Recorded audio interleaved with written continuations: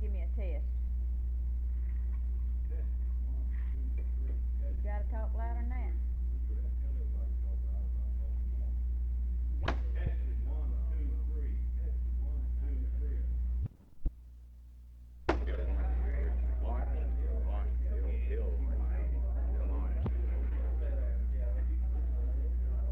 Will the meeting please come to order? This time I'm going to call on the Reverend L. Lawrence Spence, the Meridian Labor Council, to give the invocation. Reverend Spence. Maybe all stand. Our Father in heaven, we have assembled ourselves here today. We ask that thou would come in our midst, give us the wisdom and the guidance to carry out a successful meeting. We pray not only for this, our Father, but we pray that thou would give us all the understanding as to our goals in life. We pray today that thou would support and strengthen our president, help him to make the right decision as we sojourn here this week. We pray for each and every one of the individuals who have traveled far and near to come and be with us today. We pray that thou would go with them and stand by them while they are here. For these blessed and all blessings, we pray in our Savior's name and for his sake. Amen.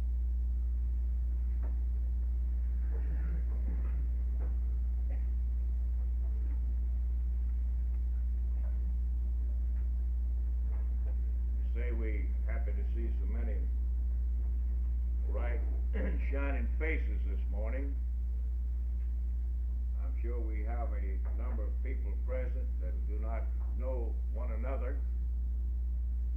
Before we get the meeting officially underway, I'm going to start here and let each person get up and introduce himself to everybody else. Tell us the position you hold with a Central Labor Council or some state association. This committee officially is made up, comprised of the Executive Board of the State AFL-CIO, the principal officers of our various Central Labor Councils, and the various state associations that are affiliated with the Mississippi AFL-CIO.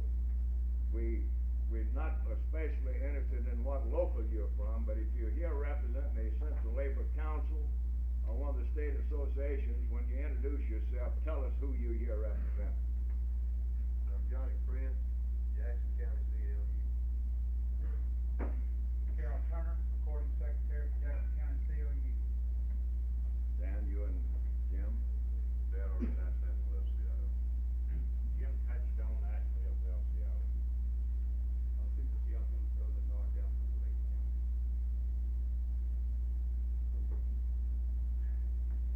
Charlotte Kemper, she's Vice President of Margaret Wallace, Meridian Central Labor, Financial L.E. Clark, President of Meridian Central Labor. Wade Chow, Vice President, Meridian Central Labor Council.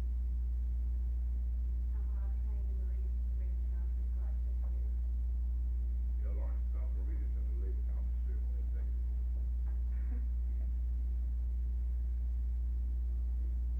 Russell Kelly, member of the state executive board, and I don't know if you represent. That'll do.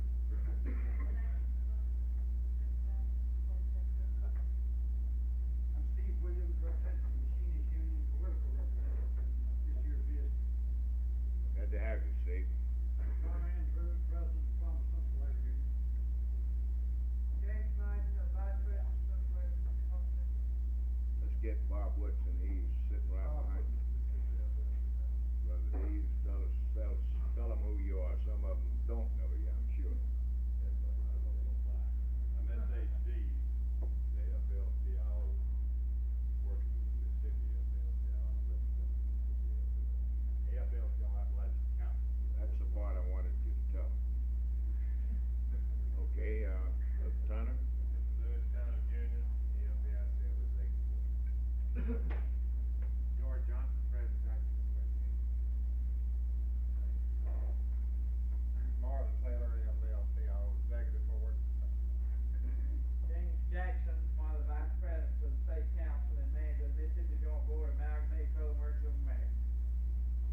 in the back with you, Mary. Mary Brown, safety control. Chris Harmon, AFL-CIO, that's correct. R.L. Tucker, Vice President, AFL-CIO. Brian Tucker, board member. Joe Davis, Secretary, Treasurer, Mississippi Elected Workers, also on the State Executive Board. Howard Underwood, Mississippi State Board. Steve Williams, President, Green Council, Doris Dye, President, Pupil Council. Philip Bucher, current CLU. Dale Fort, Vice President, Carson, West Virginia. Doris Miller, recording secretary, current CLU, and member of the state executive board. Paul Hayes, Vice President, current West Virginia. Bobby Caldwell, current CLU. Sarah Field, treasurer, Hampton County, Central Lake County. D.C. Vic Harris, County, Central Lake County.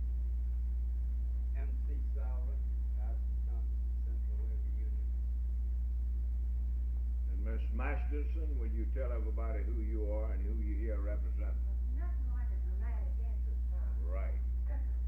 Una Masterson, president of Pittsburgh Central Lake County, and, representing Warren and Clayton County. Thank you.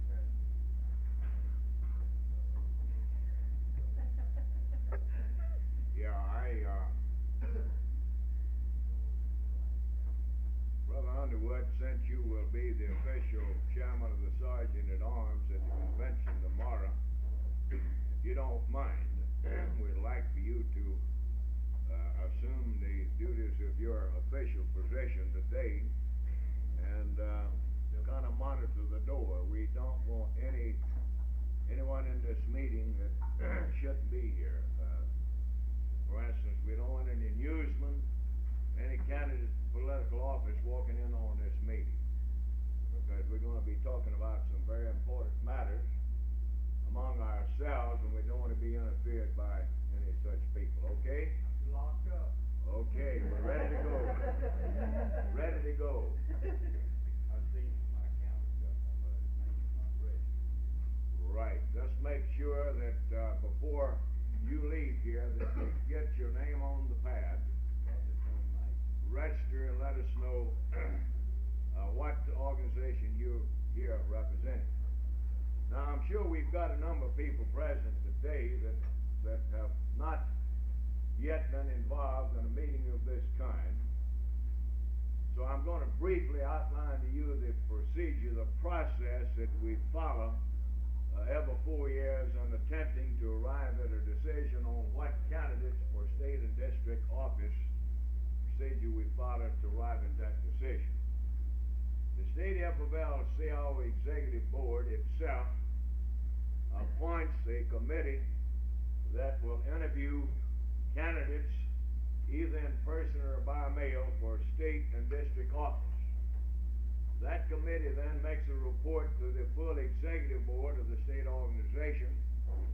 The executive board then makes a report to this committee meeting here today. This committee in turn will make a report to the full convention tomorrow. And after the convention acts tomorrow, then whatever transpires in terms of voting to support candidates for office, then that's it. Then the rest of us are obligated to support what comes out of that convention. I just wanted to explain the process to you. We've already went through the first two phases of the process. The executive committee acted as an interviewing committee along with a couple additional members of our board. It was agreed we ought to have at least 7 people present for all of our sessions. And there was at all times more than 7. We have an unusual situation in our state at the present time that we're having to deal with, and I think we ought to touch on that briefly before we get into the actual business session. When the executive board met back in January and selected the date along with the place of this state cope convention, the board felt that we ought to try to get an early start as possible because of all the work involved, especially with those of you in the central bodies in terms of trying to elect friendly legislators. So we selected, let's see, today is the 6th. The 5th, 6th, and 7th as the 3 days for these meetings to take place. Today is the last day to qualify for state and district office. Now, and when we made the decision to meet like we did, we assumed that everybody that was interested in running for a state or district position will have long since qualified. But for reasons of their own, a number of candidates who have announced they're going to run for governor, lieutenant governor, and other positions, they announced they're going to run, but many of them haven't even qualified as of this morning. So we've had to deal with that particular kind of a problem. So what the executive committee did was to invite candidates for governor and lieutenant governor that had announced their intentions of running for the office in order that we could get a head start. And we had so many candidates running for these two positions that we further decided that we should personally interview only those top contenders for the office, if you please, and that the other candidates should be interviewed by mail. Send a written questionnaire and ask them to fill it out by mail. All candidates for other positions were also interviewed by mail. Written questionnaires mailed out and so forth, and they were asked to have their answers in our office no later than yesterday. And we've had some problems in that area of some people not getting their mail, and we didn't receive the answers in all situations. We interviewed 4 candidates for the position of governor in the Democratic primary, 4 candidates for a lieutenant governor in the Democratic primary, and we also interviewed Gil Carmichael, who will be running as a Republican nominee in November. Mr. Carmichael, as of today, does not have any opposition. There will not be a Republican primary right now, as of now, as far as we know. Which means that the big contest in our state this time will come in November and not in the second primary on August the 26th, I believe is the date. The first primary, I believe, is August 5. Second primary, August 26th. But the big fight, the contest itself, will not be resolved in Mississippi until November 4 or 5? 4.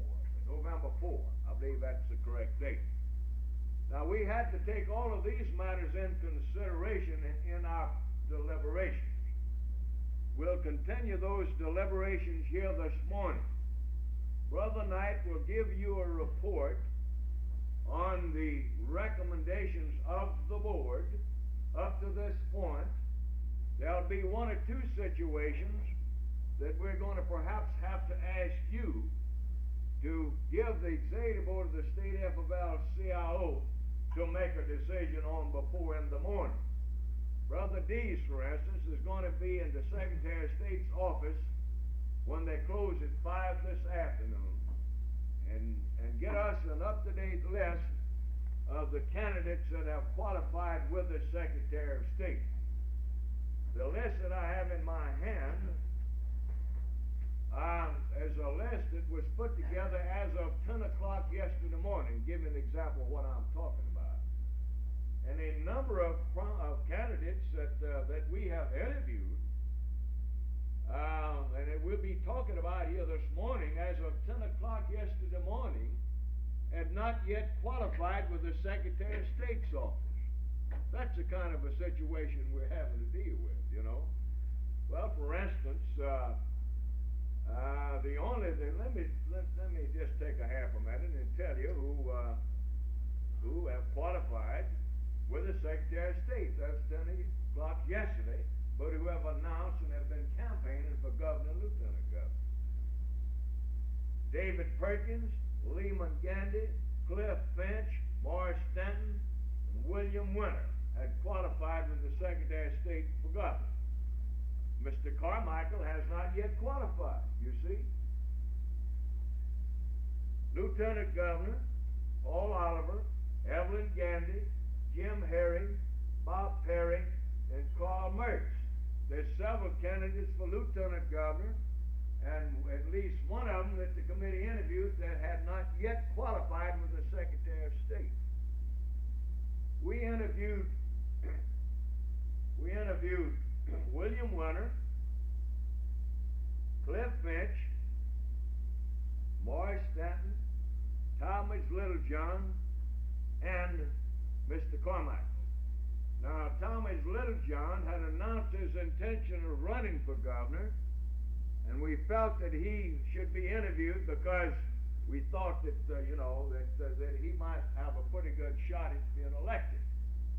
Well, Mr. Thomas Littlejohn yesterday announced that he was withdrawing from the primary and would not be a candidate.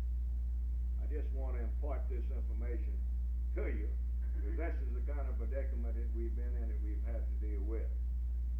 I think that is about the extent of it, Mr. Knight. At this point, I'm going to ask you to come forward and begin giving a report to this group from the executive board.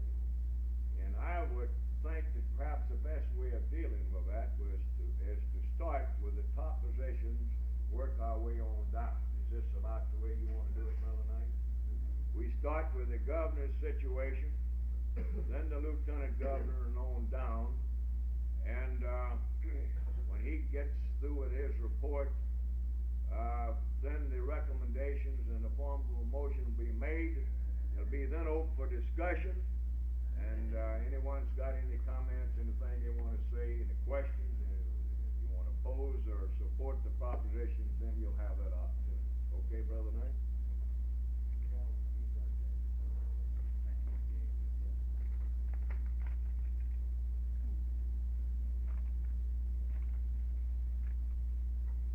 On the race for governor and lieutenant governor, the following statement and motion was adopted by the executive board. After considerable discussion and evaluation of the candidates for governor and lieutenant governor of Mississippi in the election this year, the committee determined that there are 3 candidates for governor acceptable to labor. They are in alphabetical order: Danton, well, originally 4, let me say this. Littlejohn was still in the race, so I'll give it to you as it was. They are in alphabetical order: Danton, Finch, Littlejohn, and Winter. And that there are 4 candidates for lieutenant governor acceptable to labor. They are in alphabetical order: Dye, Gandy, Herring, and Perry. Consequently, a motion was made, seconded, and carried that no endorsements be made in these 2 races at this time, and that this convention be recessed and reconvened on Saturday, September the 13th, 1975, at which time the Democratic and Republican nominees and any independent that might qualify will be considered and a position taken at that time. Now that is the recommendation of the executive board in the race for governor and lieutenant governor of Mississippi.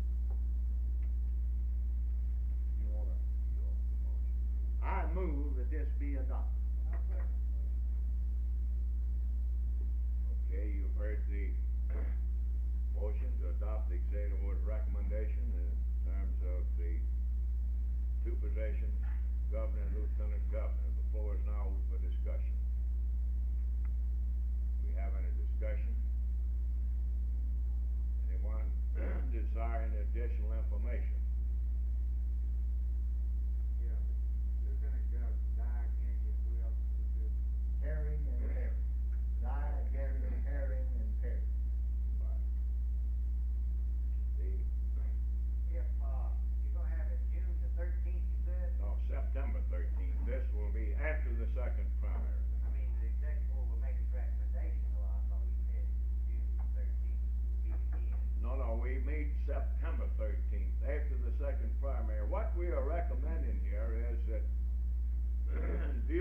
fact that the most all of the state positions are being contested by the Republicans. I think we need to have a little discussion here this morning about the situation we're dealing with, the realities of the situation. In the last several days, the Republicans have been qualifying or announcing their intention to run. Gil Carmichael, as you know, has been running for the governor's position. The mayor of Laurel just recently announced his intention to run as a Republican for lieutenant governor. The mayor of Meridian just recently, yesterday, it was in yesterday's paper at least, maybe it was the day before yesterday, appeared in the Secretary of State's office, and I assume he's qualified to run for Secretary of State. Virtually all of the state positions will have a Republican nominee, you know. So, our feeling here in this thing today is something like this, that due to the fact that the Republicans are going to have nominees for governor, lieutenant governor, and some of the other positions, perhaps all of them, that we should not make a final decision on many of these contests until after the primary is over with. And I want everybody here to fully understand that when we reconvene back in September, that we intend to take a position in these two top positions. I don't think we can afford to do anything else. So, you know, I want everybody here to fully understand that the state executive board is not trying to dodge an issue. We're not. We're just being realistic about it, you know, and we think that the big fight is going to come in November. And in making this recommendation, I think we should also advise you that along with this recommendation, that we are urging our people, in this convention, to become active in the campaigns of one of these three people we're recommending. We're not suggesting that you stay out of the contest, but we think you ought to go with one of the three that we're recommending. One of the three is going to be the nominee, and it's going to be important in final analysis that we have somebody in the camp at the very outset of that nominee. You know, and I'm not kidding myself. When we come back in September, we're going to have our work cut out for us. We're not going to get into a lengthy debate about Mr. Carmichael's merits or demerits this morning, but I just want everybody to know one thing. You've got your work cut out for you to convince Claude Ramsey and a few more people that we've got to support a Republican for governor in the state of Mississippi when we're looking down the road at that White House a year from now.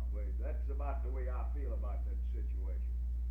Mr. Chatham, I know you and I have talked about that a little bit, so I just don't want anybody to leave here and thinking that we, by indecision or in effect, endorsing Mr. Carmichael. This is my message to you here this morning. Right. Yes. How did Mr. Dye get in the board spot? How did he? Mr. Dye was considered as one of the top contenders. Now remember when his name was read, it was by alphabetical order. I think perhaps we need to have a little discussion about the lieutenant governor's thing as soon as we leave the governor's situation. And Tom is going to have a few words to say about, I'm sure, about our expenses in interviewing the candidates. And I think that we need to give you as much information as we can before we leave these two.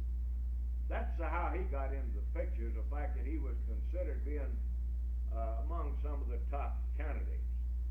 Now, frankly, on the lieutenant governor's situation, as we view it, as the committee views it, after having interviewed these four people, we've come to this conclusion, that we've got two very good friends in that race, and I think you ought to know who they are, and that's Evelyn Gandy and Bob Perry, the pro tem of the Senate. Evelyn Gandy has long been a good friend of the trade union movement. We have supported her on numerous occasions for different positions. Bob Perry has been in the Senate now for 12 years. He has an excellent record, and in the last 4 years he's been pro tem of the Senate, acted as lieutenant governor on numerous occasions, and he's been very cooperative with us, and with myself especially, as president of the state organization. So, that's the situation. And, I think perhaps what we're talking about here is Evelyn Gandy and Bob Perry more than Brad Clyde and Mr. Harry. That's what we're getting at. Did I answer your question for you? Part of it, but once we put forward there, we're leaving it open. Really, it's the way the motion was raised. Yeah, right. This is true. You want to change that to the two, then you're having an opportunity here right now today. Might not be about, sir. Who is on this, September 13th, who is involved in this? This will be our whole convention. This convention recesses, don't adjourn. We reconvene with the same delegates at this one. Come into that. Of course. That you're gonna have all your local unions like you got tomorrow. Yes, sir. It'll be a full-fledged convention. We simply recommending it be recessed. And that we reconvene. And I'm sure we'll have a meeting of the board and a few things like that to have a recommendation for that convention. We're just getting geared up to go to work. Of course, we're going to be talking about some other important matters here today. With those of you from the central bodies especially, we're going to talk about the importance of the legislative races with you. And this is where we have to really roll up our sleeves and go to work. And, we got problems there. I don't know if you've been keeping up with this in the newspaper, but the Supreme Court has had the recent legislation under consideration. The bill that was passed by the legislature affecting actually 4 counties, whereby Harrison Hines would elect 2 House members from each supervisor's district, 2 county at large. Harrison would elect 1 House member from each supervisor district, 2 at large. Jackson County would elect, and Jackson and George would elect 6 representatives, but they would have to only reside in a supervisor's district, but they would run at large. Now that matter was appealed that bill was approved by a 3-judge panel, a federal court panel here in Jackson. That matter was appealed to the Supreme Court. The Supreme Court just yesterday, a day before yesterday, handed down a decision on that, and nobody really knows where we are on that situation this morning. But if I am reading it right, this situation is something like this. The court has said that the act should have been submitted and approved by the Justice Department and the District Court in Columbia before it was put in effect. It was not. Therefore, as I understand it, the reapportionment bill will not go in effect that was passed. If the Attorney General's ruling or interpretation is correct, we revert back to the act that was approved in 1971. The members of the House and the Senate will be running from the same districts that they presently represent. Now, there's still another hooker in the picture.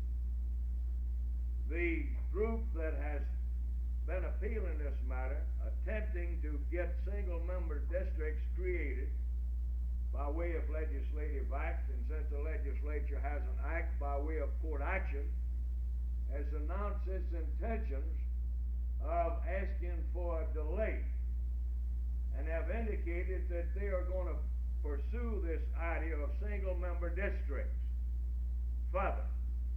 Now, all of this simply means that here this morning, and it's just a matter of further confusion, that as of this morning, and in our discussions on this matter today, we don't really know, you know, who's going to be running for what from what district at this time.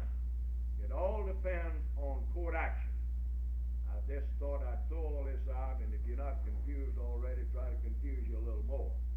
But we do have a tough situation to deal with, and regardless of what we have to deal with, it's very important that those of you here today from the central bodies be ready, geared up, that you will go ahead with your interviewing of the candidates, get yourself in a position to make a decision in terms of recommending candidates. Just don't go home and say, to hell with it, we're not going to do anything. Because, you know, you just might not have too much time when the decision is made. So that's going to be our recommendations on that. Brother Knight, I didn't intend to. Brother Knight wants to have a few words to say, I'm sure, about some of our meetings, some of the candidates. Brother Chatham, did you want to? Yes, I understand the motion on the floor now. Right. Is that we are to vote on Right. actually postponing this convention until September got- 13th. It involves that. Involves that. It's not just that. Well, so far that's the way it reads to me. He's under the impression Then- that we're not gonna have one tomorrow. Straight. No. We're going to have a convention tomorrow. You better We're believe. gonna recommend from this amendment that they postpone it. Well, what we're going to do, well, it depends on what you recommend out of this meeting today. But whatever comes out of this meeting will be a report and a recommendations to the full convention tomorrow, Brother Chatham. Now, you know, and if Well, you that's what I'm concerned about, because you're gonna enter a motion tomorrow. right, Meet, recess it, meet back September the 13th, which is expensive. Now, which is what? the expense of coming back to another convention. I see. Now, we're Okay. putting it off because of some damn Republicans, and who in the hell ever heard of labor or backing a Republican? So why don't we put it off for him? Well, you pretty well spoke sentiments of several people, but we we got problems to deal with, and you know we haven't had to deal with one just like that. But I'm gonna let Brother Knight have the floor for a half a minute, Brother You Knight. answer my question. We'll get around to that directly. Brother Chatham, I'll answer your question. Let me speak just briefly on the motion that's on the floor. Perhaps this would be beneficial to those of you that wasn't in the interviews. We discussed it in this fashion with the board yesterday. In interviewing candidates and an attempt to evaluate the candidacy of those individual people and trying to come up with what we think is a reasonable proposal to you. There are a number of things that we have to consider. We have to try to keep an open mind, regardless of how well you might know or like a person as an individual, or regardless of whose cousin-in-law they might be, or neighbor, or whatever the case might be. We had a pleasant surprise this time, first of all, when we talked to the candidates for governor and lieutenant governor, in that, and I think the committee will back me up on this, that we found a new breed of people. Now, when you take the subject matter that we use to talk to these people about, the question, and when you look back, when you go back and check your notes and begin to discuss each candidate and their response, pro and con, we simply came up with this in the race for governor and lieutenant governor. And to answer Brother Fitzhugh's question about Brad Dye, the present state treasurer, former state senator, former director of the A&I board, member of the Workmen's Compensation Commission, and not been too friendly to working people in the past. The last question on that questionnaire was this: do you want our support in this campaign? He interrupted the procedure. He looked at Claude and said, Mr. President, let me answer that last question first. Yes, I want it wide open. Want everybody to know about it. Now, he's not in the group solely for that. But and remember, bear this in mind, that under our Constitution and rules and procedure that we must follow, it takes a 2/3 vote to endorse a candidate for anything. And when we review thoroughly the response of the candidates for governor and lieutenant governor, when we reviewed their chances of election, their answers to the questions, their record, we looked as best we could as to who might be supporting or financing that candidate, those candidates. When we summed it all up, we was forced, in all honesty, to come up with the proposal that we come up with, that we presented to the board, and that the board is presenting to you here today. The fact that we just simply didn't believe that any one candidate in any group now stood out over and above and beyond the other candidates that would entitle to them to the endorsement of the AFL-CIO tomorrow, right now. You would be surprised at how bad they want the support of the labor movement. And we taking in consideration, Brother Chatham, the expense of coming back here, yes, in September. But every time we turn around, you got expenses. Your grocery bill goes up every time you go to the grocery market. Everything else goes up. I don't have the authority to make these decisions. Claude don't have that authority. The executive board don't have that authority. This group don't have that final authority. Under the rules by which we operate, it has to be the people.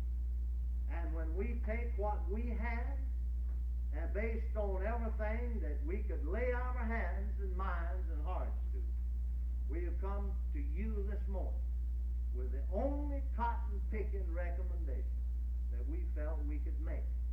And what we're saying is that if you adopt this motion, that this will be part of the report to the convention tomorrow, and that convention will not be adjourned by the president.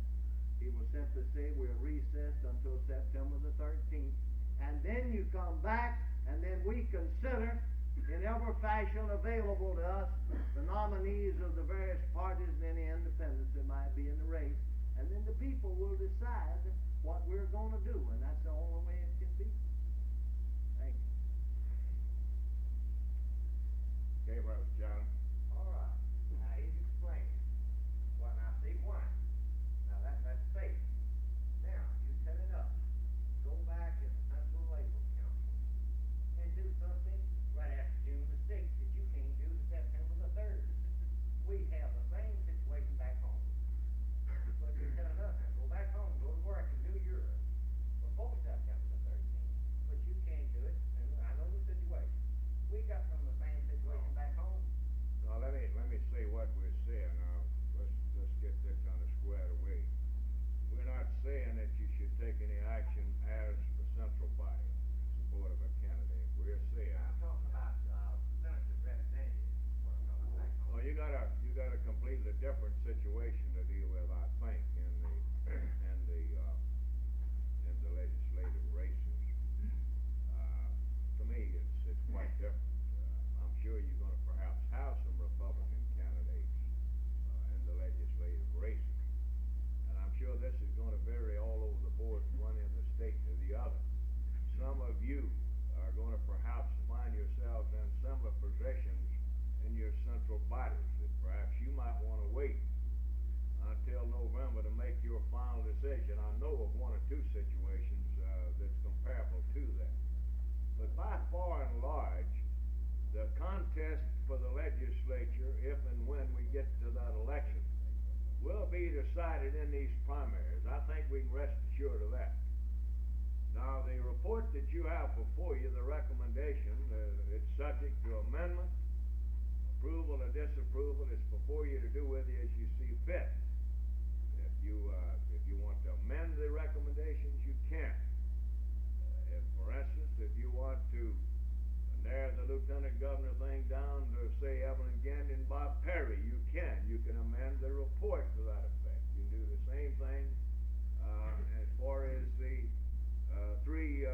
candidates we talked about. It's your property right now. It's subject to debate, amendment, approval, or disapproval, right here this morning. Brother Clark. What you're saying up there, though, the motion is that we just, on these two races, governor and lieutenant governor, that don't include the others, does it? Right. We get into the rest of the report. Yet, we've got all these matters to discuss. Yet, we will be making a recommendation on, and one or two of them, to you here this morning, and of course to the convention if you approve that report. We have one or two situations that we're going to ask you to delay and give us an opportunity to get a little additional information after 5 o'clock this afternoon. But after you dispose of this motion, you're not through. We've got to go down the list of all of the state positions that will have to be filled in this election.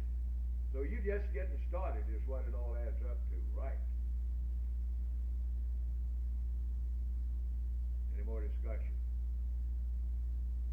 Question on the motion. You ready to vote? All in favor on the motion to adopt the recommendations of the State AFL-CIO Executive Board indicated by saying aye. Aye. Opposed? Motion carried and so ordered. Brother Knight will now continue with the report.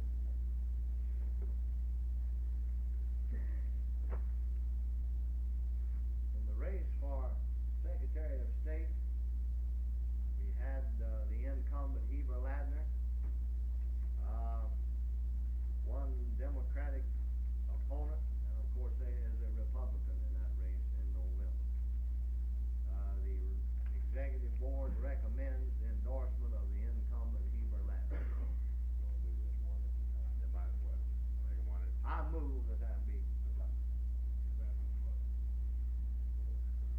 The motion for the House is that we endorse Heber Ladner for Secretary of State, the incumbent for that office. He'll have an opponent in the primary and also a Republican running against him in November, as I've already told you.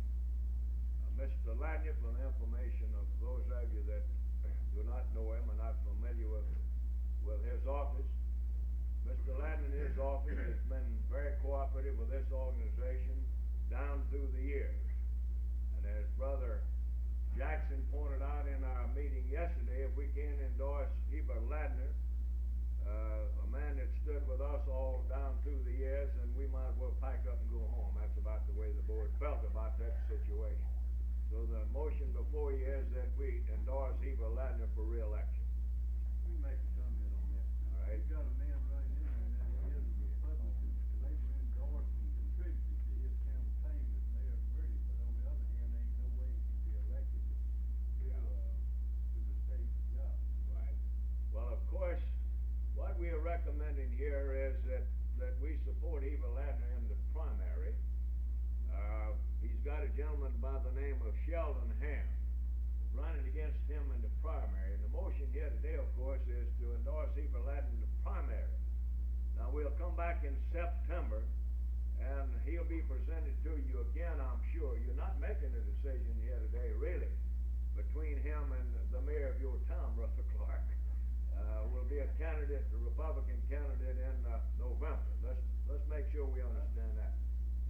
You want to publish this no way, I tell you, Yeah. Tom's a good boy as far as we're concerned in Meridian. We know he can't get elected nowhere else. In other words, he'll do whatever we ask him to there in town, and he'd probably do the same thing on him, but there ain't no way for him to get elected. Well, we took that matter under consideration. Plus the fact that the incumbent has been a very good friend of ours, all the way. Anytime you need some information out of the Secretary of State's office, we can get it for you. It's that simple. He goes above and beyond, I think, the duties of his office to cooperate with us. That's been our experience now for some of us over 20 years. Any more discussion? Again, the matter you're talking about won't be disposed of till September. Any further discussion? All in favor of the motion to endorse Heber Ladner signify by saying aye. Aye. All opposed? Motion carried and so ordered by unanimous vote. Now, Brother Knight, we've got the coffee up here, and I see some people looks like they'd like to have a cup. Why don't we take about 5 minutes, let you come up, get you a cup of coffee? Got a couple of announcements to make, and a couple of people to introduce that come in a little bit late. My attention's been called to the fact that I haven't, I've kind of been delinquent in my duties, that we don't have any females that have been appointed a sergeant at arms of the convention, so I will make that announcement. We're gonna make that correction now. We haven't really assigned the jobs. I don't know where you got this bit of information, but, we don't wanna get caught in any kind of a discrimination, trap here, so we're going to ask, Ola Mae Payne and Darla, Teague to, also, so I just want you to know you will be on the list of sergeant at arms, and we'll make that announcement tomorrow.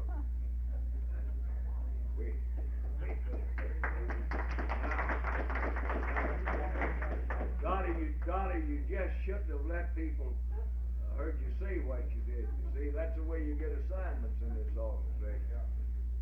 We have Betty Nelson, the president of the state AFT State Association, has arrived.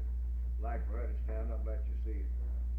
I'm all see you better that you're here. We'll be hearing from her a little bit a little later. Howard Hersey, the AFT representative that has been running from one end of the state of Mississippi to the other, organizing school teachers in the union, is also here with her. Many of you've met Howard, some of you haven't, so we'd like for him to stand up and be recognized. Brother Hersey? We're happy to have you here. Howard, and I understand, I say Howard, Betty and Howard both attended a meeting last night to officially and charter another local union. The Hines County teachers were chartered here last night. I thought you'd be interested in that. That is, AFT is without question one of the fastest growing unions in the state of Mississippi, and we're happy to have them with us. Okay? We're going to deviate from our normal procedure here because we feel that we need Howard, perhaps Howard, and especially we want Betty Nelson's views on the state superintendent of education situation on board yesterday. In our deliberations, narrowed the thing down to Mr. Holliday from Tupelo and Mr. Ducksworth. We eliminated Mr. Fortberry, the board did, in our considerations for obvious reasons. And decided we'd wait until we'd had an opportunity to confer with the AFT group who had also been talking with these candidates for office. So what we're going to do at this point is to take up the matter of state superintendent of education and get that matter on the floor. Let Ms. Nelson explain to you some of the experiences they've had, and then try to make a decision on that one. Brother Knight? Well, there's not really too much to say for me to report on this. The candidates for this office are simply Charlie Holliday, superintendent of Tupelo City Schools in Tupelo, Mississippi, C.J. Duckworth, the executive secretary of the Mississippi Teachers Association, and Mr. Lamar Fortenberry, superintendent of the Canton City School. And as the president reported, we were unable to come to a decision on this after going over the questionnaires and these gentlemen's replies to those questions yesterday afternoon quite extensively. We did, however, eliminate Fortenberry, but we are still hung up on Holliday and Ducksworth. So that's about it, Mr. President. That's a report of the interview committee. And All right. some of them may want to review some of these questions involved. All right, so at this point, maybe I should say this. I'm sure I think everybody's aware of the fact that Garvin Johnson, the incumbent, is stepping down, is not running for re-election, and that we will be electing a new state superintendent of public education. This this is what we're faced with. I wonder if it wouldn't be appropriate at this point to ask Betty Nelson to come up here and have a few words to say on this situation and let you know some of her expenses at this point. Does that meet the approval of everybody? Enough said. Betty, would you like to come up front to the mic? I want all of you to take a good look at this young lady. She's the full-time executive director for AFT in Mississippi, and she'll be calling on you, I'm sure, before long. I certainly will. Well, we have a problem. Last Tuesday night, there were at least 2 or 3 delegates of all of our locals. We have 16 locals now in the state of Mississippi that met in Hattiesburg at the Amalgamating Clothing to decide on who to endorse for the state superintendent of education. And I hate for another 4 years to go by with sorry people like we're going to have, and the one that we may have to endorse. I'll start at the beginning. I'm glad you eliminated Fortenberry. We are taking him to federal court, the AFT, because of 2 teachers. He most definitely cannot run the Canton school system, so how in the hell can he run the state of Mississippi? Some of you may be from Canton, I don't know. I'm a preacher's daughter, and I've been cussing more and enjoying it more lately. So we ruled him out altogether. He is not for collective bargaining. I asked him this question point blank. I wanted a yes or no. I said, we're definitely going to have some in Mississippi this fall. He says, I'm opposed to it. He said, I'll fight it all the way. All right, Holiday and I had a brief meeting together, and as he stood up there, I said, MEA all the way. We've had it for 50 years, and another 4 years, no, I can't take it. He said, I've got it made anyway, Miss Nelson. He said, I don't have any problem. I've been endorsed by the MEA. The Big 8 schools are backing me. He says, I'm only here just as a meeting to get known in Hattiesburg because we have the live TV and live radio there. And I asked him, would he endorse the collective bargaining? He said, no. This is loud as he could. He was opposed to it. He would fight teachers to federal courts if he had to over collective bargaining. Now, the Big 8 schools in Mississippi control the education system. The administrators control it. Why not? Did you know their salary is in the top 20 to 10% of the United States? So they don't have any problem. Sure, one administrator says, I'm MEA and I'll die MEA. Sure he will, because MEA has done great things for the administrators. So no way will AFT go with Holiday. Duckworth can be controlled by the AFT very easily. He came out in his speech for collective bargaining, for teachers' rights, for student rights, for a lot of changes in Mississippi. But there's one thing to it. 4 years ago, whenever he was running for the state superintendent office, he used some of the defense money that belonged to the Black Teacher Association to run. He was caught with this by thousands of dollars. But CAFT is totally anti-NEA and MEA or MTA or whatever. And I think that since the merge, he was more or less kicked out. What is it called now? The Mississippi Association of Educators? Bullshit, in my opinion. It was a deal more than anything else. And I think he's having to run for a job. But I also know that Holiday was kicked out of the Tupelo school system. One of the communication workers, whenever they were having their convention about 2 weeks ago, said that they would no way endorse him because he had ruined the Tupelo school. So the way that the AFT looks at it is in favorable. We voted for Duckworth because we felt that it was time for change in Mississippi in education, and we can do it because AFT knows how to do it. We know the best ways that it can be done. By the way, I'm going to pass you out some resolutions. I had about 10 of them, and the teachers bummed them off me. I want to give you, and it's the Jackson County newspaper, but on the back and on the next to the last page, you will find all of our resolutions that we endorsed at the AFT convention, which we showed to the 3 candidates. Duckworth favors them the most. Holiday said shit no to every one of them, and Fortenberry, the typical politician. So we will go with Duckworth more than the other 2.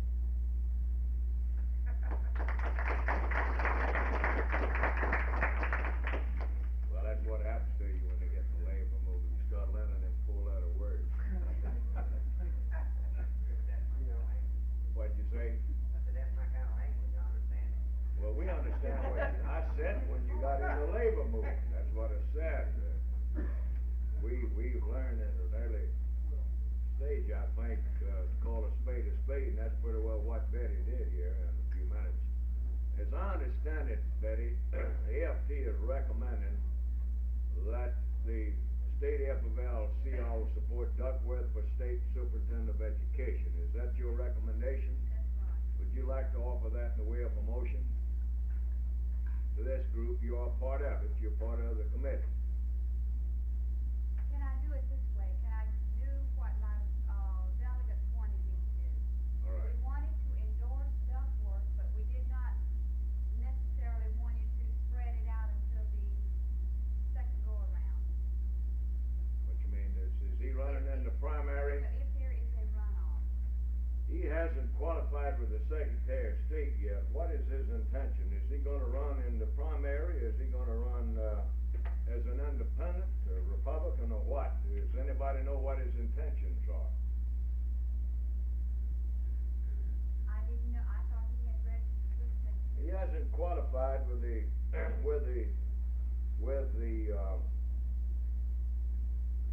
Secretary of State as of 10 o'clock yesterday morning. Now, that doesn't mean, that he can't qualify as an independent. Independents, under the present Mississippi law, can qualify up until 40 days prior to the general election. Those people that must qualify as of 5 o'clock this afternoon are those people that intend to run in the Democratic primary and or the Republican primary.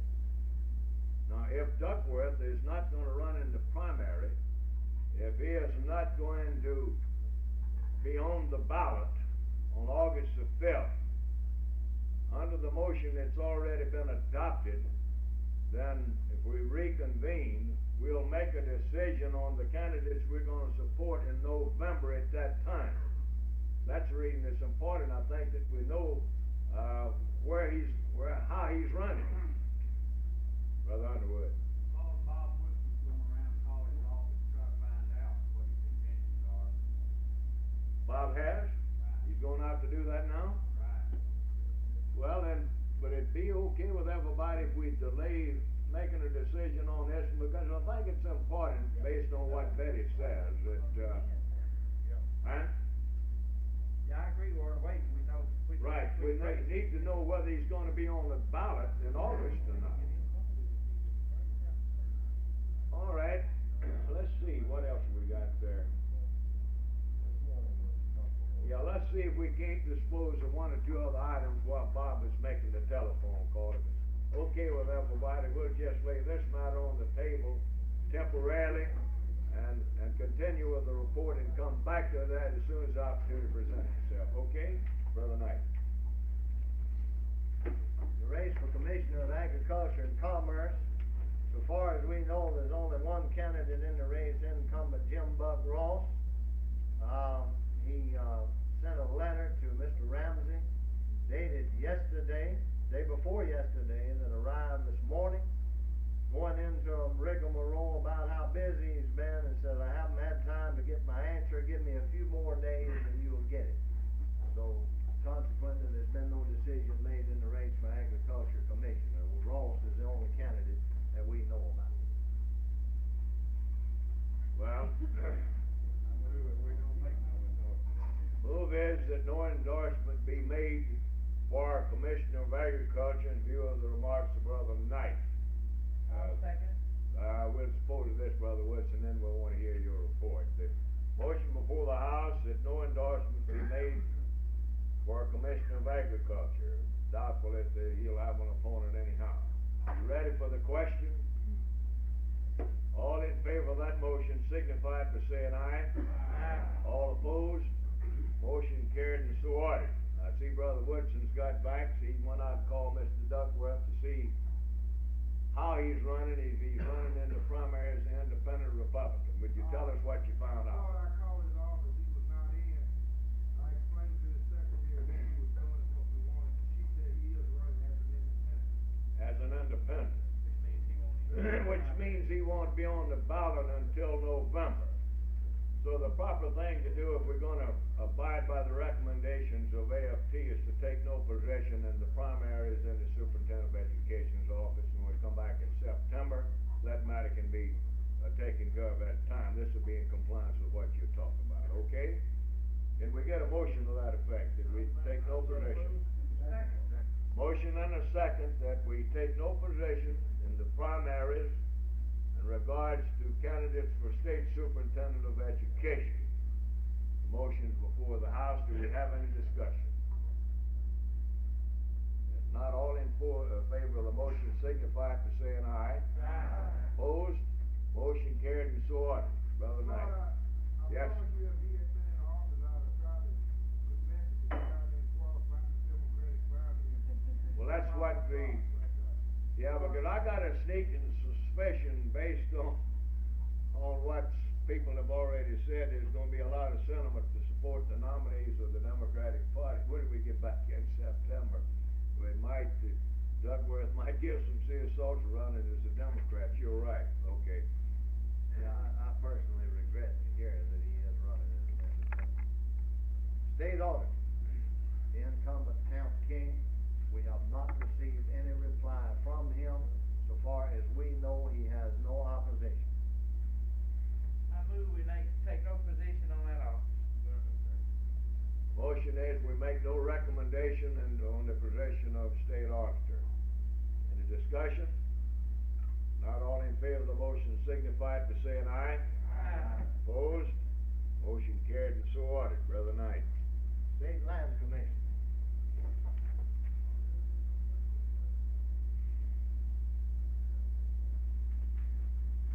Bear with us just a minute.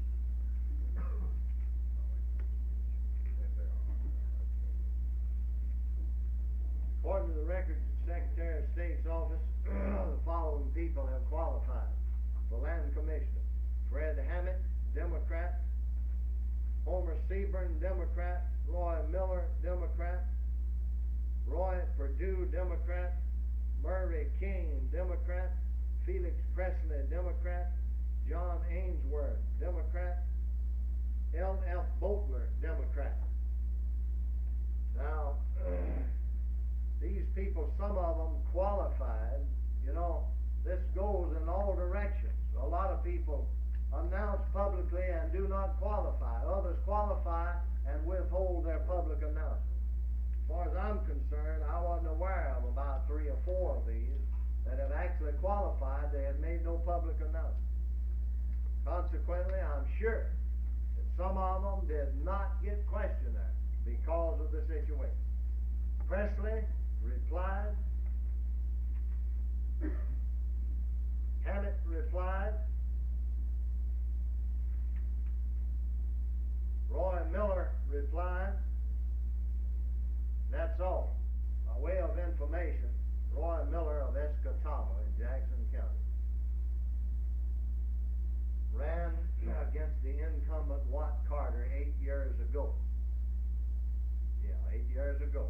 Carter, incidentally, is not seeking re-election. Miller was endorsed by this organization, and I suppose he was one of the least known candidates at that time. He is a past president of a local union in Jackson County. His son is now president of another local union in Jackson County. And based on what the executive board had yesterday, incidentally, let me finish while I start. Miller was in the runoff with Watt Carter 8 years ago. He run a good second. Based on what the board had yesterday to go on, they recommend the endorsement of Roy Miller for State Land Commission. And I move the adoption of that based on what we had. I'll second the motion. Okay, you've heard the motion to endorse Roy Miller for the commissioner of the State Land Commission position. We have any discussion? I think it should say that the official position of the state AFL-CIO is that this position should be abolished. We think the duties of the office ought to be combined with perhaps Secretary of State, because that much to do around that office any longer, but since we do have to fill it, since a lot of our members are looking for some direction to fill this kind of position, we thought we ought to make some kind of a recommendation. That was the reason for it. We having a discussion?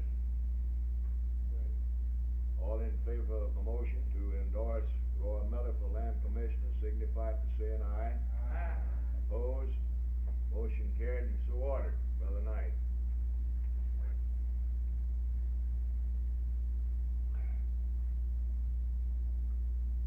Attorney General, the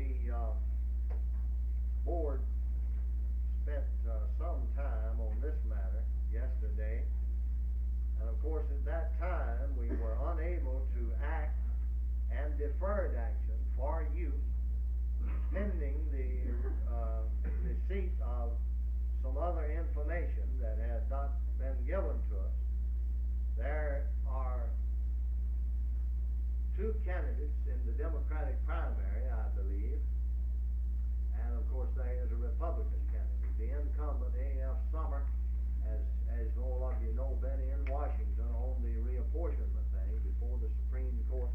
We did not have his questionnaire yesterday. We've now had it. We had heard from Wal Doxey Smith, Jr., of Picayune and Wiggins, I believe, the Republican candidate. And we have not, and we didn't know about Manise's announcement in time to get him a questionnaire. He announced only, I believe, about Monday or Tuesday of this week. Tom Manise from Meridian. So that's the situation as it was with the board, Mr. President. We do now have a questionnaire from Al Summer, the incumbent. And he is going to be a candidate for re-election. He hasn't yet qualified as the Secretary of State. It doesn't show on the list either. I assume that he will be a candidate for re-election. Well, you can do the thing in, several different ways in handling it. You can defer action. This is one of the things that... Chairman, I move to defer action to the September 13th meeting on this topic. I second it.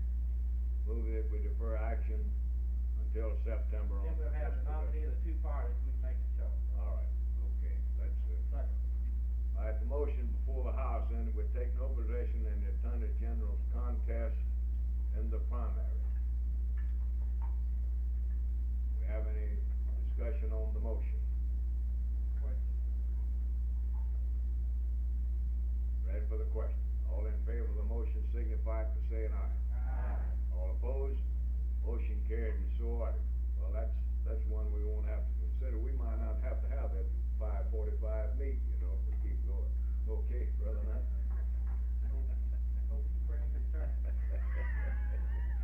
Next office is State Treasurer. Right. According to the records we have, there's only one candidate for that office qualified with the Secretary of State as of yesterday. Now, we don't know what the report this afternoon will be. But, insofar as those that have announced, we have replies from Doxey Fisher, from Bill Caraway. Fisher is, of course, the immediate past motor vehicle controller in the present administration. Caraway is a former senator from Washington County, former mayor of Leland, and the executive director for the moment of the Mississippi Municipal Association, retiring from that position. Ed Pittman's former state senator from Forest County, having served 2 terms. On the Republican side, we have Gray Jackson, a young Jackson, Mississippi businessman, and a businessman from Bay Springs in Jasper County, Jack Amos, I believe. And we have replies from those 2 on the Republican side and replies from 3 on the Democratic side, but with only Pittman having qualified. So, Mr. President, the executive board did not take any action in this particular primary. In this particular contest.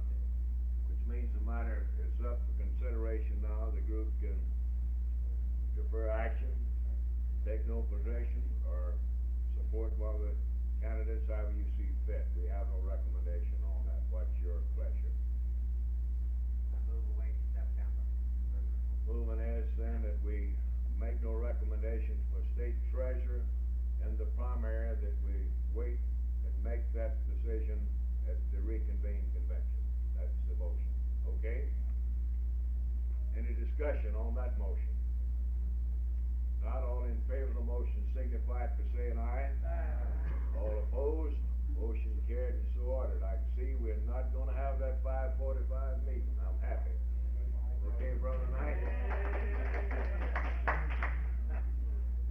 Well, something worse. I'm talking to the executive board on that. We felt we might have to meet at 5:45, you know, that's what that's about. Just don't be too jovial, cause something worse could happen.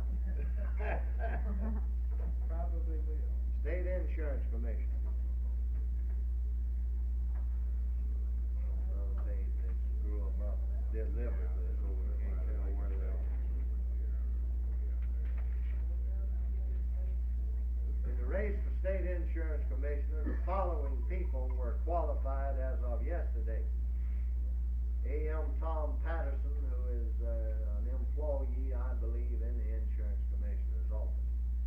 Gene Woodrick, then Patterson's a Democrat. Woodrick from Hattiesburg, an adjuster, has qualified. T.H. Walker of Charleston, in Charleston Drive, South Haven, Mississippi. Not sure what his business is. John Emery, an insurance man from Jackson, is a Democrat. Sterling P. Davis, as a Democrat, former member of the legislature from Kemper County. And George Dale, a Democrat, immediately past assistant to Governor Walker. Now, they're the ones that have qualified. Let's see what we have here in terms of reply.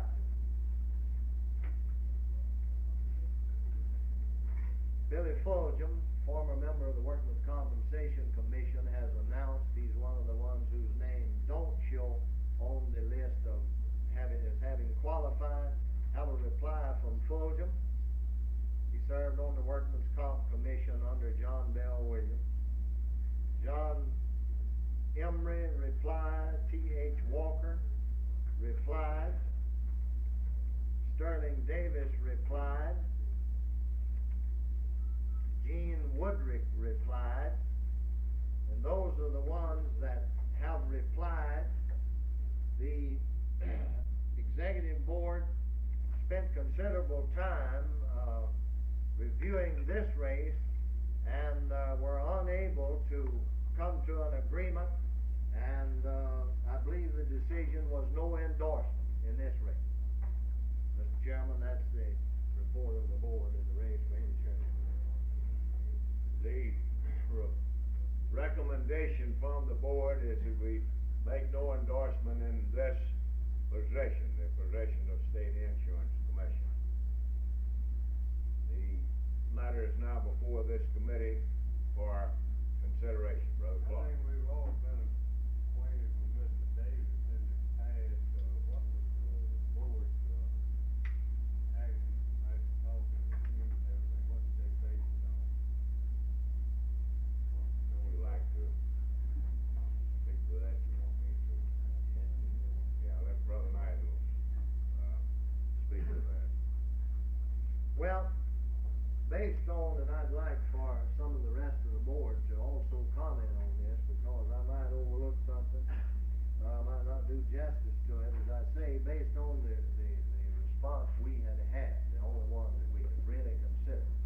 After considerable, I guess we probably spent more time on this than any other one of them, because it did present some problems. After considerable deliberation, and bear in mind that I mentioned 4 categories earlier today, which we have to consider in coming up with a recommendation. Those categories are, again, in review, the answers to the questions, the record, the chances of election, which is very important. We have to consider it very important. based on a number of things. The fact that, and I think we should stop right there, the fact that we haven't, up to this point, in all fairness, been able to accumulate enough votes to elect a person to state office just with the votes in the labor movement. We simply have to depend on allies, a coalition of forces to be able to pull one of these statewide offices on. And the fact that we have to consider the financial support of other groups and other individuals. And when we considered all of these categories and considered the replies on the part of the candidates that we considered that had replied, we felt that we were unable to make an endorsement in this race because of the things that I mentioned. What you're trying to say is, I haven't seen no application he filled out, but I can imagine what it is. Along with the other things, what you're getting right down to the point is canceled election. You're talking about Davis. This is true. This is true. We have to consider this. We have to consider the fact of where the money is coming from for an effective race. And these things are not meant, now bear in mind, to be disrespectful or in any way derogatory toward any candidate. If it was my brother or my grandfather or anybody else's brother or grandfather or whatever the case might be, we are forced to recognize all of these categories, and all of these things have to enter into whatever decision we try to make. Now, insofar as Davis's answers to the questions, they were good. But insofar as the scope of support beyond our membership, we're not certain. Insofar as monetary support, we're not certain. And there again, bear in mind that we have to take all of these categories and sum it all up, and then if a candidate stacks up above and beyond his or her opponents, then we recommend, make this kind of recommendation. But as I said a while ago, I hope some of the other members of the board will express their views about this. I'm trying to sum up for you what I think the views of the board was on this, in this particular office. But I hope somebody else will speak on it. Got one more question. Okay, and then we'll get Curtis done. Yeah. We received communication from the Vicksburg CLU. I believe the president might want to say something about that. Well, sir, I was just waiting to see what the other, delegates had to say about it. And, I do feel like the man has made an effort to qualify for the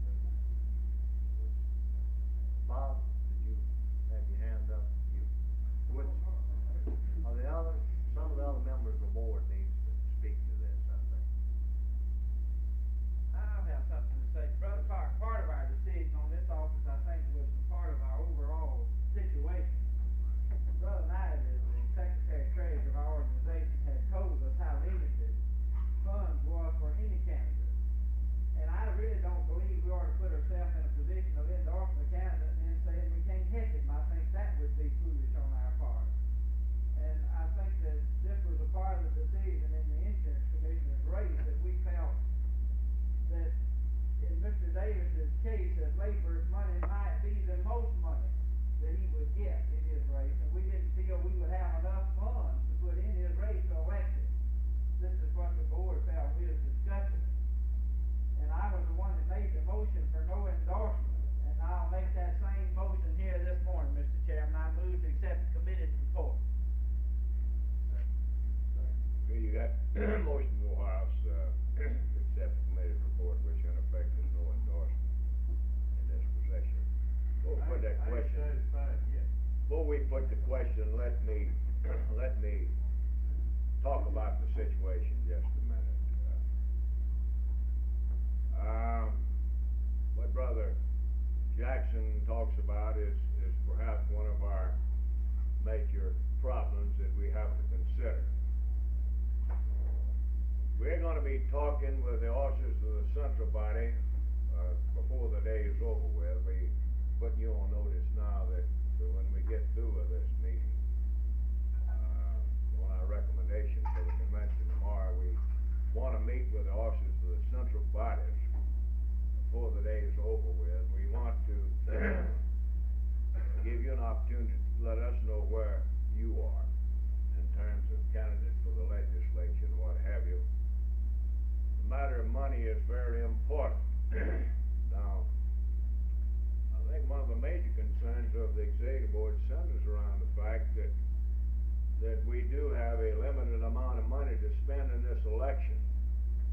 We feel, frankly, that the contest for the legislature are much more important to us, to this organization, than making an endorsement for Sterling Davis in this convention and then find ourselves in a position of having to spend a considerable amount of the few dollars we got to help back up that endorsement, and then not have sufficient money to elect our friends to the legislature and defeat a few enemies. This is about where we stack up. Our appeal for funds, incidentally, is a result of the resolution adopted at our last convention, if you remember. The resolution was adopted at that convention urging each local union to contribute $1 per member to the Special Legislative and Education Fund. That's the money that we'll have available to spend in the election. Our response to that resolution has not been good, I should tell you. And we're going to make another appeal tomorrow on this one. We're going to cite you a few facts and figures. The main problem in this situation, as in several other situations, not just this one, is that we feel at this particular time, at this convention, we should delay any action on a number of the state positions until after the primary, and that we should devote the major part of our time and money in the election of the state legislature. I just thought you ought to get all of it while we're at it. That's the situation. I have been knowing Sterling Davis for a long time.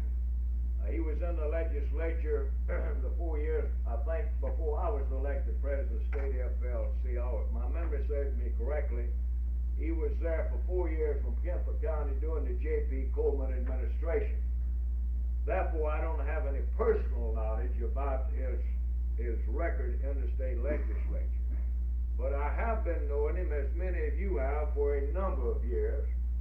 He is a good fellow, you know.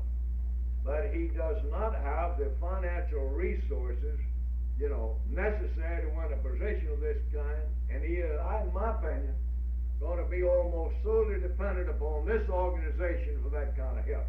That's the situation as it is. Well, Yes, sir. let me clarify what I'm saying. I know that the board voted yes to do that, but also the fact is that the board don't really get anybody elected or not elected to these campaigns. Right. Well, you're gonna handle the thing that is in the central labor council and your local union leaders.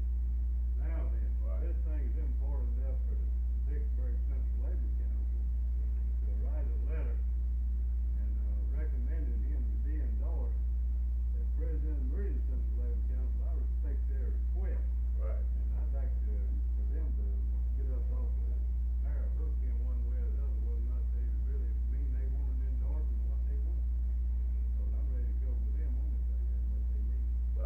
saying is a fact.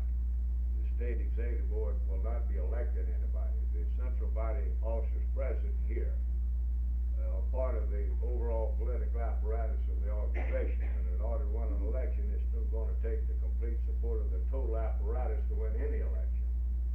But we know that when we make an endorsement and a convention to support a candidate in statewide office, the obligation to help finance that thing falls back on the state AFL-CIO. Make no mistake about it, we've been involved in business too long.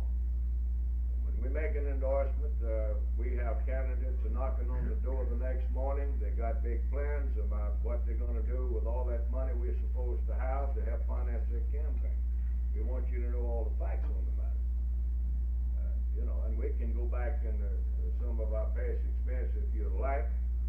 But the matter of money, I think, and the fact that one of the reasons we're reluctant to make a recommendation in this area is there's several factors involved. Number one, you have a number of rather prominent candidates for the office. One gentleman has just left the staff of Bill Waller, for instance.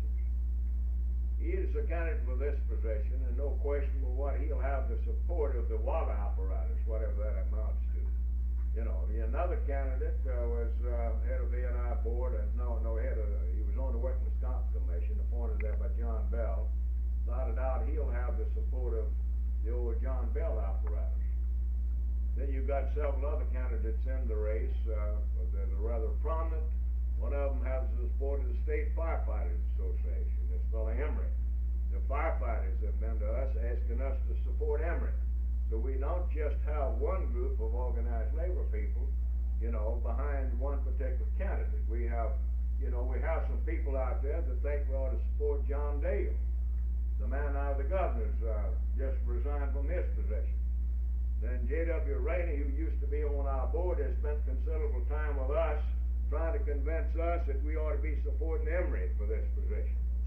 Now we got Sterling Davis, who is strongly supported by the Vicksburg Labor Council because of his previous association with them, I assume, is the situation. So we're not dealing just with the fact that the CLU is the only group out there wanting organized labor support. I don't think we mentioned this up to this time, have we? Right, okay. Well, that's my comment on it. This particular job was awfully important to us here in the area, coast and everything. Right. We Right. ought to take it lightly. I don't think there's any question about the importance of the position. Whoever's in that position, State Insurance Commission position, that position is very important to our members. No question about that. Right. How many firefighters are affiliated with the state council? There's about half of them affiliated. They're not all affiliated, if that's what you want to know. That one, of course, has been talked about also. The Jackson firefighters are one of the groups, in case you want to get specific. Right. But the motion before the House is that we make no endorsement in the position. That matter is still on the floor for consideration and discussion. Do we have any further discussion? Question on the motion. You ready to vote? All in favor of the motion to make no endorsement in the Commissioner of Insurance position signify by saying aye. Aye. Opposed? Mighty weak both ways. Opinion of the chair, the motion's carried. Do we have a division of the House requested?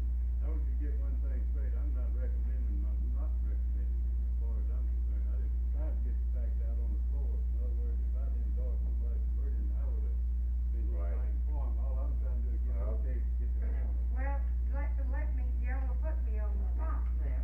No, I think what Brother Let me Clark. say what All my I want to do is give thinking you a is. chance to get it out there if you really support it. I felt like the man was a good candidate, and, Eddie went along with me, and we did put out this letter.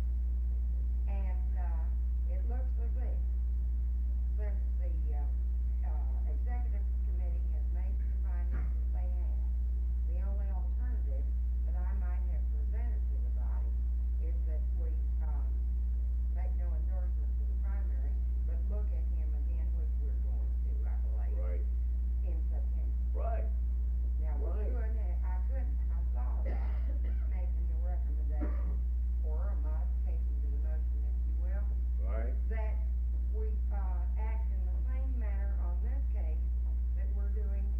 That's what we're doing. That's what we're saying. You're absolutely correct. I want to say that I'm trying to be fair and square Right. in all, issues here. Yeah.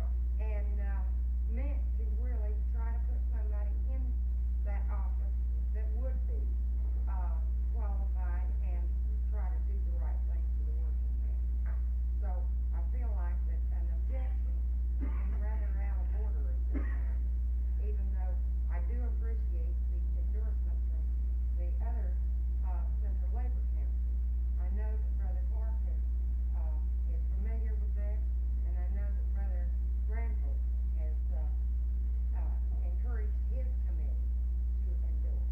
We've had no voice from the others, but I feel like in all fairness and honesty that I must endorse the recommendation as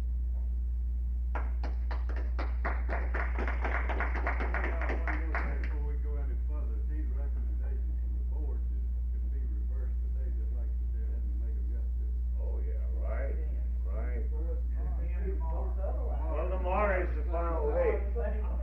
I tried to explain the procedure to you at the outset, that we have a whole series of meetings to go through with, and this is the last one before the convention. Whatever comes out of this will simply be the recommendation to the convention tomorrow. Now, before we get Brother Knight up here, let me tell you where you are in the absence of endorsement on part of the state AFL-CIO tomorrow. There's no reason that the Vicksburg Central Body and these other central bodies can't support the candidacy of Sterling Davis. You've got that right in the absence of an endorsement. Now, if Sterling Davis wins the primary, Sterling Davis's name will be considered in September along with everybody else. We'll make our final decision in September as to who we're going to support for Commissioner of Insurance at that time. That's, I thought maybe perhaps I ought to clarify that whole business for you. That's where you'll be in the absence of an endorsement. So you haven't just thrown in the towel, Right. and your hands aren't tied. You're free to work for him if you want to. One more remark, and y'all will, probably see how I'm thinking. As I pointed out to Betty, she asked me about the governorship and lieutenant governorship. Right. And the way I read it, this, primary election is gonna separate the sheep from the goats, and then we'll endorse somebody that we think has a good, strong chance. Now, I looked at this Right. numerical factoring, and I worked on it last year, and I do understand that it is designed to be totally impartial. Right. Even though we are, more or less going on record as trying to endorse Sterling Davis, because we know what his capacity is. Right. Well, we have gotten, and I'm happy about this, open endorsement in this meeting from other Central Labor Councils, where we got a good running team. And I think when the, sheep fall away from the goats, then we can, go forward. Well, you're correct, because when you come back in September, again, you'll be considering the nominees of the Democratic Party, the nominees of the Republican Party, and independents that will be also on the ballot in November. All we're really trying to do is get where this executive board has to work at 5:30 tonight. Sir, All we're really trying to do is get where this executive board will have to meet tonight. they ain't gonna, this motion, no, the motion is done passed. I don't know if I ruled on it or not, but in the opinion of the chair, the motion did pass that there be no endorsement. Let's make sure we understand that. Brother Williams?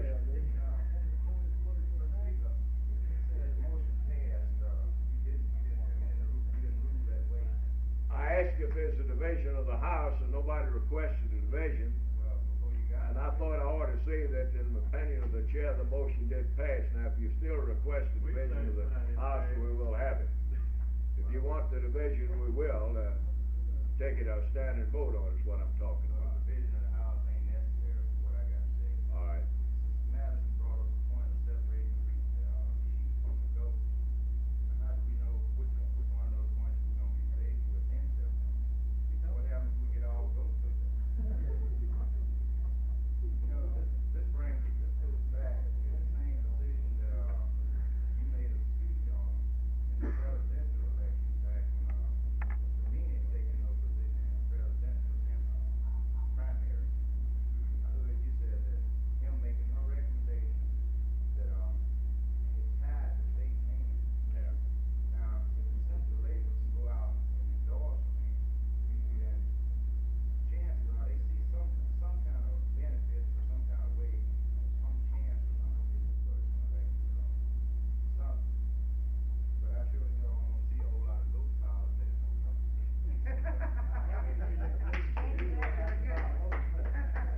you. Mr. Chairman, I'd like to ask for clarification. The Vicksburg CLU has been interviewing the state candidates, and the AFT's been interviewing the state candidates, and I thought this was in conflict with the code bylaws for the other than the state to interview state candidates. And these organizations have been interviewing these state candidates and making endorsements before we get to the code convention. And I see the AFT's position. I mean, I think the AFT person should have be on the member of the interviewing committee to decide. But I don't think other than the state body should make endorsements before the state convention. Well, of course, you're correct. You are correct. The subordinate body should not be making a recommendation until after this group's met, till the convention's met. You are correct. Our board considered the AFT situation. We felt that we ought to have at least the thinking of the AFT group who are part of the organization now. And frankly, I think it was an oversight on our part. And as much as that we didn't ask Betty Nelson to sit on our interview committee as part of our apparatus at the very beginning, and I'll apologize for that. But we made our decision. Let me get all this out. We made the decision to have the convention on this particular date for this meeting, the board meeting, and everything back at a January meeting of the executive board. And when we had that January meeting of the executive board, Betty, there was only about 2, maybe 3 school teachers unions organized in the state of Mississippi. And at that time, we decided who should be on the interview committee. Now, if AFT would have been where you are today, I'm sure that our executive board would have requested that you become part of our committee. And I can assure you from this point on that these matters like this will be considered. Yes, AFT should have waited themselves to make any kind of a recommendation until we'd had an opportunity to have this meeting. And yes, the Vicksburg Central Labor Council should not be endorsing a candidate for a statewide office until we had had an opportunity to go through this process. There's nothing wrong with the Vicksburg Central body recommending to this organization that we give due consideration to a candidate that they'd like to be considered. I think that's what they There's nothing wrong with the Vicksburg Central body contacting the other central bodies in this state, requesting that they also give consideration to this man for this position, but not make any outright endorsement until we've had this opportunity like this one today and then the state convention. Now, I don't know if I'm misinterpreting this or not.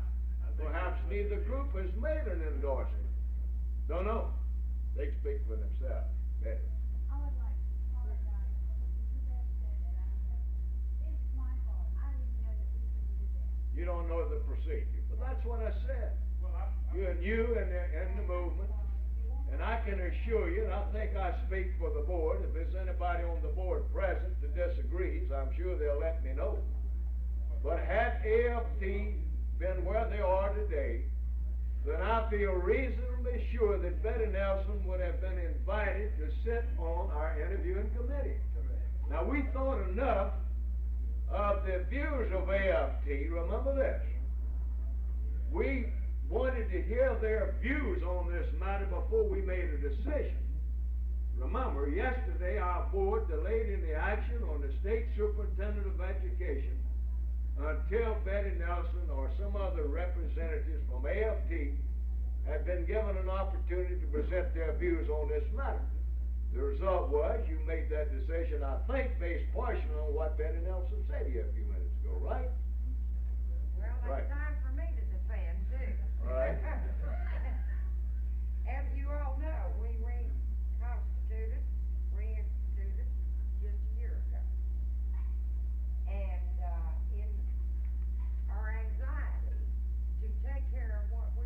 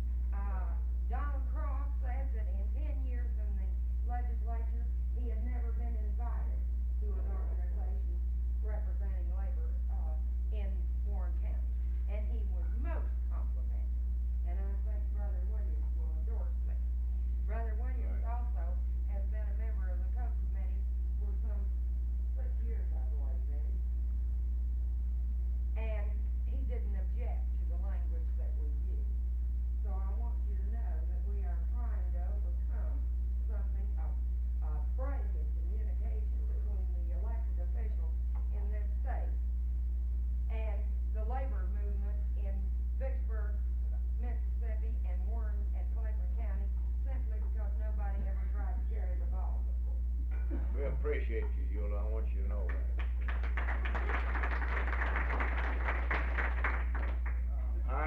I say Eula, it's Shuna, not Eula. We've got, let me check with Mr. Knight now. We can get into an endless discussion on this matter, and it's 10 minutes to 12, and we'd like to get this part of these recommendations out of the way before lunch, because like I say, we want to meet with the officers of central bodies later on in the day. What do we have left, huh? All right, now, we're gonna let Brother Knight complete our recommendations. That's dealing with the district situation, and I think we can dispose of that in rapid fashion, and then we'll come back and if you got anybody's got something on their mind, we'll give you that opportunity to then decide when we want the central body officers to come back after lunch. Okay, Brother Knight? Mr. President, if I may, I'd like to have the privilege of the floor to recognize the gentleman that came in. It's indeed an honor and a pleasure, and I mean this in all sincerity. Had a gentleman come in back at the back, Secretary Treasurer of the Arkansas State AFL-CIO, a long time friend of ours, and it's indeed a great pleasure to have him here. Brother Gerald Jacobs, would you stand up here? Don't tell them what operator he is. The contest for Highway Commissioner and for Public Service Commissioner in the North, Central, and Southern districts will be determined by a caucus of the delegates at the convention tomorrow from those districts. President Ramsey has appointed 3 of the vice presidents to chair those caucuses, and about 11:30 tomorrow he will announce the convention recess for lunch, and for these caucuses you will be provided with maps of the state divided into the Public Service and Highway Commission districts, and we'll designate certain areas in the convention hall or in the building for the delegates to assemble, and the vice presidents who will chair these caucuses will have the response and all the information that we have at our disposal in connection with these, and you will make the decisions that will be made in the race for Highway Commission and Public Service Commission in your own district. Mr. President, that completes the report of the Executive Board. Thank you, Brother Knight. The recommendation then on the part of the Executive Board is that the caucuses of the delegates at the convention tomorrow make the recommendations on the district positions.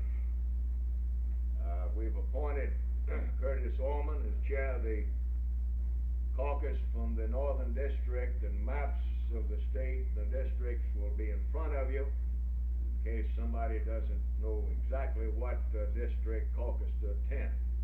Brother Orman will chair that caucus. Brother Tucker with the Central District caucus, and Brother Russell Kelly the Southern District caucus. Do we have a motion to accept those recommendations? Motion is that these recommendations be accepted. Any discussion on the motion? Not all in favor of the motion signify it by saying aye. Aye. Opposed? Motion carried. So ordered. Now, let me take about a half a second and check a couple of things out.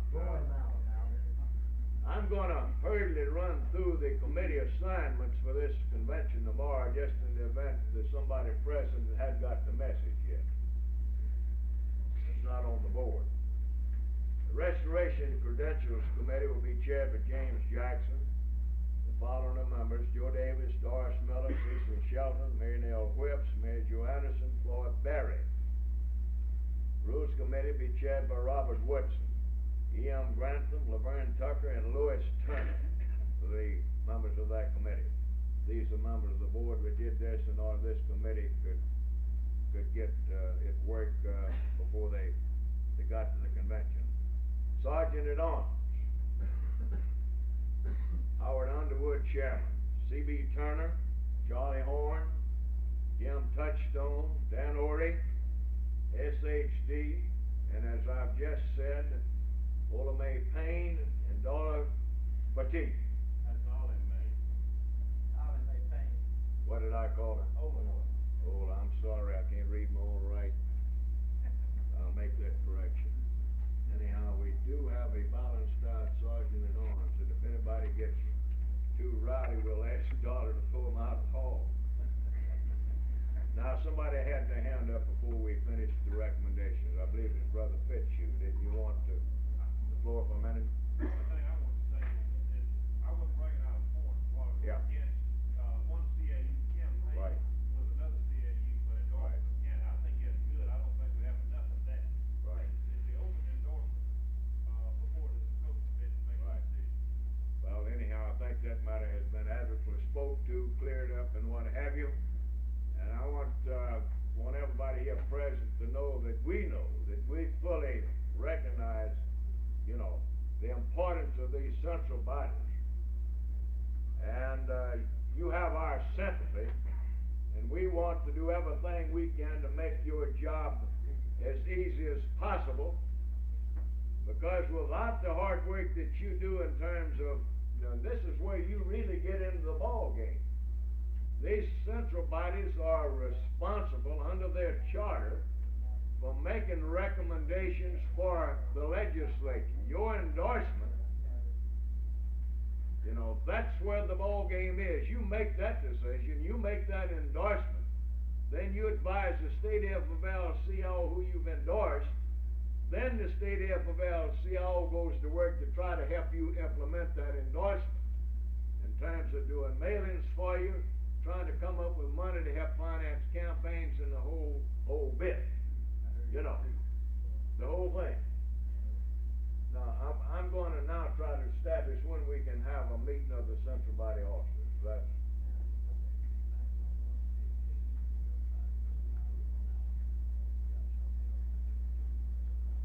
Yeah, Brother Knight informs me that we got some other things to do also, in addition to meeting with the central bodies. Now, let me clear up two things. In my opinion, this is to the members of the executive board. In view of what's transpired here this morning, there is really no need for us to have that 5:45 meeting of the board we talked about yesterday, right? All right, that meeting is out. Okay? No need to have that meeting. Brother Orman, look at how happy he is back there. All right, number two, let's establish when the central body officers can get back. Can we meet at 1:15 in this meeting? Is 1:15 satisfactory? Huh? No, we've got a number of things we've got to do, and I assume we're going to have to try to put a report of sorts together and get Ms. Phillips on it and get it run off and all that stuff. That's one thing we got to do. Then, of course, we start restoration of delegates out here later in the afternoon. All right, now, all of you from the central bodies, that's primarily the central body officers. Now, we'll be happy to have anybody else attend that wants to, but we're very much concerned.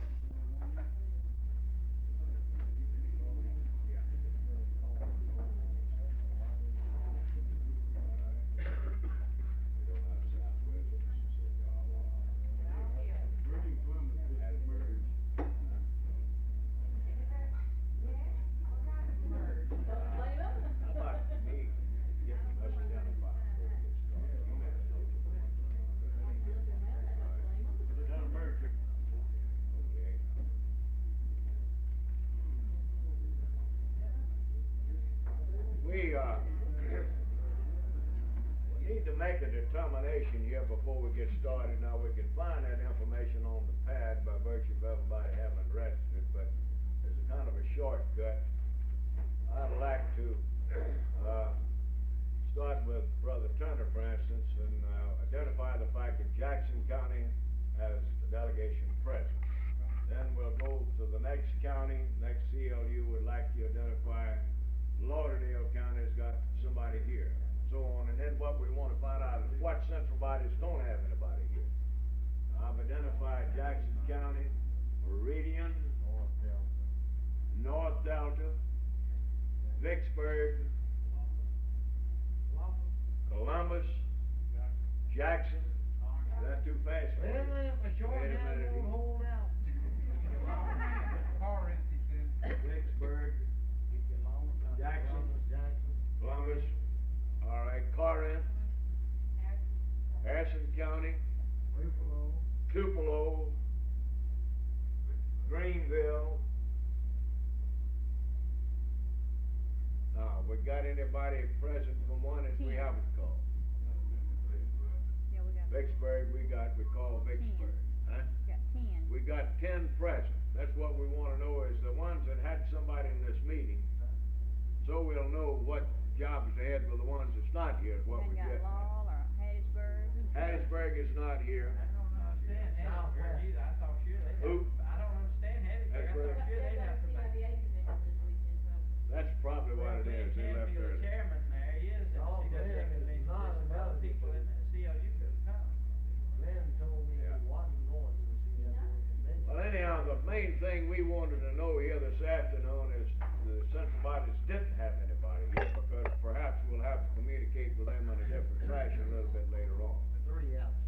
Harrisburg, Laurel, Southwest. Now, I think all of you aware of the fact that Brother Knight's spent a lot of time in the Laurel area and the southwest corner area down there. The Laurel central body has been dormant for a number of years. They've decided to reactivate and make application for the charter. And in southwest Mississippi, the Macomb and the Natchez people decided they'd like to consolidate that area into one central body. They've elected temporary officers. They have application in for the charter, southwest Mississippi, which will include all those counties in that far southwest corner down. With the assistance of Brother Touchstone and. Right. With the old dog clothes on. Right. Okay, let me say this to you. I have got to get out of here in the next few minutes and try to write up a report for that important convention in the morning, with the recommendations coming out of this meeting this morning, and where the girls can get it typed up and ready for distribution in the morning.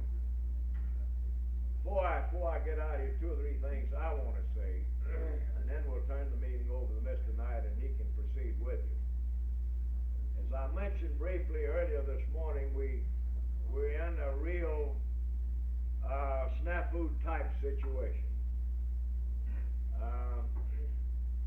Nobody really knows at this point whether or not the election for the legislature will take place on August the 5th. That's the primary. That's where we are. I mentioned to you, I think that based upon the Supreme Court's decision, the fact that the reapportionment measure that was passed by the last legislature, which involves Harrison County, Hinds County, Jackson and George counties. That's the only 3 counties that's affected by the bill that was adopted. So we want to clear that up in the minds of the rest of you. That's the only change that was made by the legislature. Everybody else, provided the election comes off on schedule, either under the new plan or the old plan will remain the same. Okay? So we're only talking about, we're talking about 3 central bodies now. Now, I think that it's safe to say to you here this afternoon, based upon the Supreme Court's ruling of a couple of days ago, that the possibility of you having to elect your legislators from Harrison and Hinds, these counties, by supervisors' districts are out. Now, based upon the court's decision, I don't think that that's going to happen. If the court doesn't set the election aside and stay it, the legislature this time will be elected under the old plan, the way they're seated now. It'll remain the same. You know, that's one thing. Now the next question that nobody can answer at this point is what will happen when and if the group that has had this matter in the courts, if they're successful in terms of single member districts. Now, it's highly possible that the court will rule that we'll have no election for the legislature until single-member districts in both the House and the Senate is brought about. And I assume that it'll be done by way of court order. The present seating arrangement, for the information of those of you not too familiar with it, itself was drafted by a federal court. The present apportionment plan is a result of a federal court doing this, you know. Now, the Attorney General feels that, based upon the court's decision, that we'll revert back to the 71 law, where you are now, you know. But I'm of the opinion, after talking with a few people since the meeting this morning, that there's a very strong possibility that we won't have an election, that it'll be stayed, and that perhaps single-member districts will be a matter of fact before we go into this election. You know, we think that's a good possibility.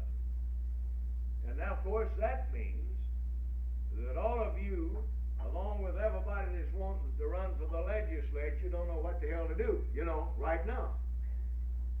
Now, but I want to impress upon your minds the importance of being geared up and ready to go when the time comes, you know. And that's what we read in one of the things we want to talk about again this afternoon. Now, having said that, we're going to talk a little bit about the procedure. The Central Labor Councils themselves are responsible for interviewing the candidates, making recommendations, and these positions, only the central bodies, this is your baby, chartered by the National AFL-CIO. Building trades councils do not have that authority.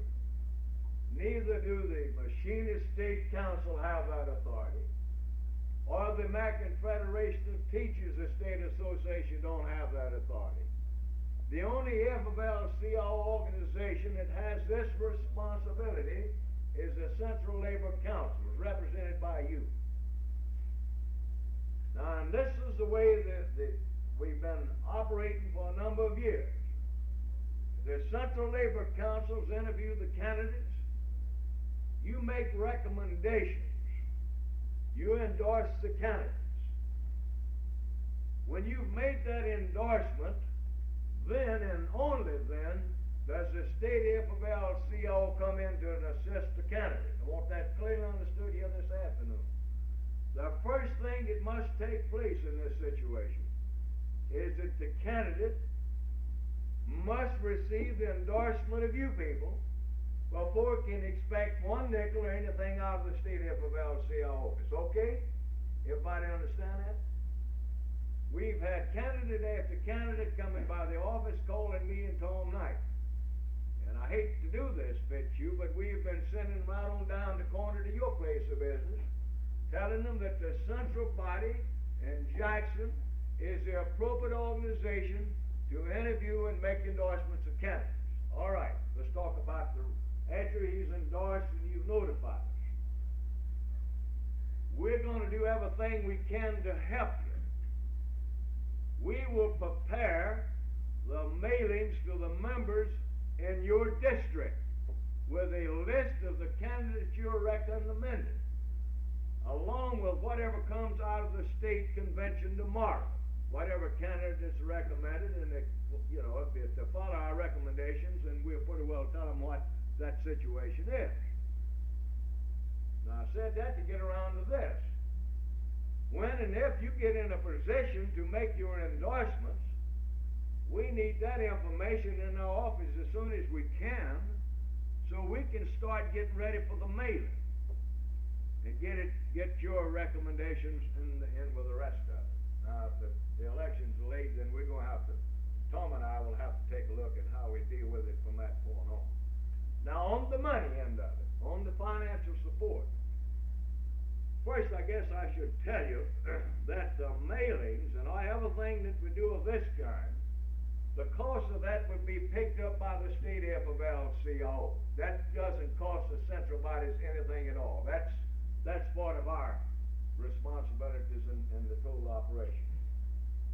Now, in terms of assisting candidates financially, let's dress ourselves with that one for a few minutes. We got a potential candidate, the legislature, sitting back there, Brother Fitzhugh. He qualified, I think, the other day. He's not too sure where he's going to be running, but he has qualified. So, we got Fitzhugh and several other people that's running for the legislature. Wayman Goodman, I guess, we'll use him as an example. Wayman Goodman's not present, so we'll talk about Wayman Goodman.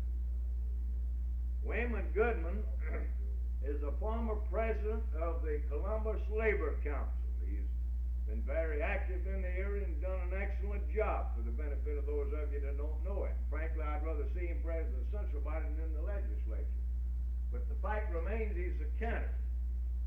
Now, Wayman Goodman must get the endorsement of the Columbus Labor Council, even though he's headed up the organization, before we do anything for Wayman Goodman. That's the cold facts of that situation. And I've talked to Wayman about this personally. I was over there a week ago and had a long chat with him, young man. He fully understands this. Now, we're going to be limited in the amount of money we can put in any particular candidate because our sources ain't been coming through like they ought to. And what Tom and I'll have to do, with the approval of our board, of course, is to try to evaluate as this thing progresses about how much money we can make available in a given situation. And I'll tell you what we did 4 years ago, if this will help you.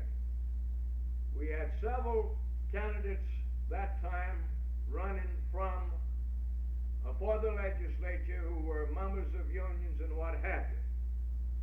And of course, after they got the endorsement of the Labor Council, then they started to make a request of us for financial assistance. And I'll use V.C. Smith of Morse Point as that example. V.C. Smith was president of the Labor Council in Pascagoula. He resigned to run for the legislature. And we told V.C. Smith, like we're telling you, V.C. Smith, you've got to get the endorsement of the Jackson County Central Labor Council before we give any assistance to you. So he calls me. And I turn around and put the monkey on his back. I said, we haven't received, now this is my local union, by the way. I'm a member of this one, so I can talk about my own organization. I told him, I said, Smitty, we haven't got a contribution from the local union yet. I would suggest that you go to the local union meeting and encourage your local membership to make a contribution to the state AFL-CIO as soon as possible. Then what we'll do in your situation, and I think if they made us $500, is that we'll add a couple of $100 to what the local union contributed and mail it back to you, a check on the state AFL-CIO. That's what we did in the V.C. Smith situation. And that's what I think that we'll try to do in several of these situations where we got candidates running for the legislature who are members of a union who have been endorsed by a central body. That's how we'll deal with that. Then the next thing is when we get into the candidates, the incumbents that have stood with us, where you might have a tough fight to re-elect an incumbent, that perhaps we might have to go an extra mile. I know of a couple of situations that they've been zeroing in on it. We're going to perhaps have to scratch up a few more dollars to help some of these incumbents out. Basically, that's the way it's done. Now, do we have any questions on that? Is that pretty clear to everybody? Now, in Wayman Goodman's situation, for your benefit, Tom, Wayman's local union has sent us a contribution. And when Wayman Goodman gets endorsement of the Central Labor Union, we'll do what I just said. I feel reasonably sure that we can put a couple of $100 of what they sent us, mail it back to either the central body or to Wayman Goodman. Now, we'll do this however you want to do it. If you'd rather handle the money we can make the check out and designate it for a candidate, and you can carry them the money. It might help sometimes to do it this way. We've done it both ways. In some cases, they didn't want the check made out to the candidate. They didn't want anybody to have a record of it, so we'd cash a check, deliver them the cash money, and have them sign a receipt. You know, we can handle it one of several different ways. But whatever we do is we're going to do it in conjunction with your wishes and your desires. We want you to know that. Okay? Any questions? Before I leave, I'm going to have to go and get to work on the report. Now, is there anything that I haven't covered on that I need to? The jurisdiction line. Jurisdiction line, that's a good one. That was touched on. Very good. Some of you were not present at the meeting we had, when was that, about a month ago? May 10th. We had a meeting here May 10th with the principal officers of the Labor Council. Many of you were there, some of you were not. This is very appropriate. I'm glad you brought this up, Calvin. We got a problem here, something like this, in many of the legislative districts where we've got a senator running from a district that's made up of about 3 or 4 counties, and one county being one CLU district, another one in another CLU district, and so on. Let me see if I can find this letter here just a minute. This is a short note from Senator Maxey from Aberdeen, and I should tell you guys that Scott to Monroe County that Maxey is a very good senator, and I would certainly hope that you'd be able to endorse him and support him for re-election. This is what he said. He says, "Dear Claude, it appears that I'm going to have opposition this summer, and I want you to know that I will appreciate any help that you can provide.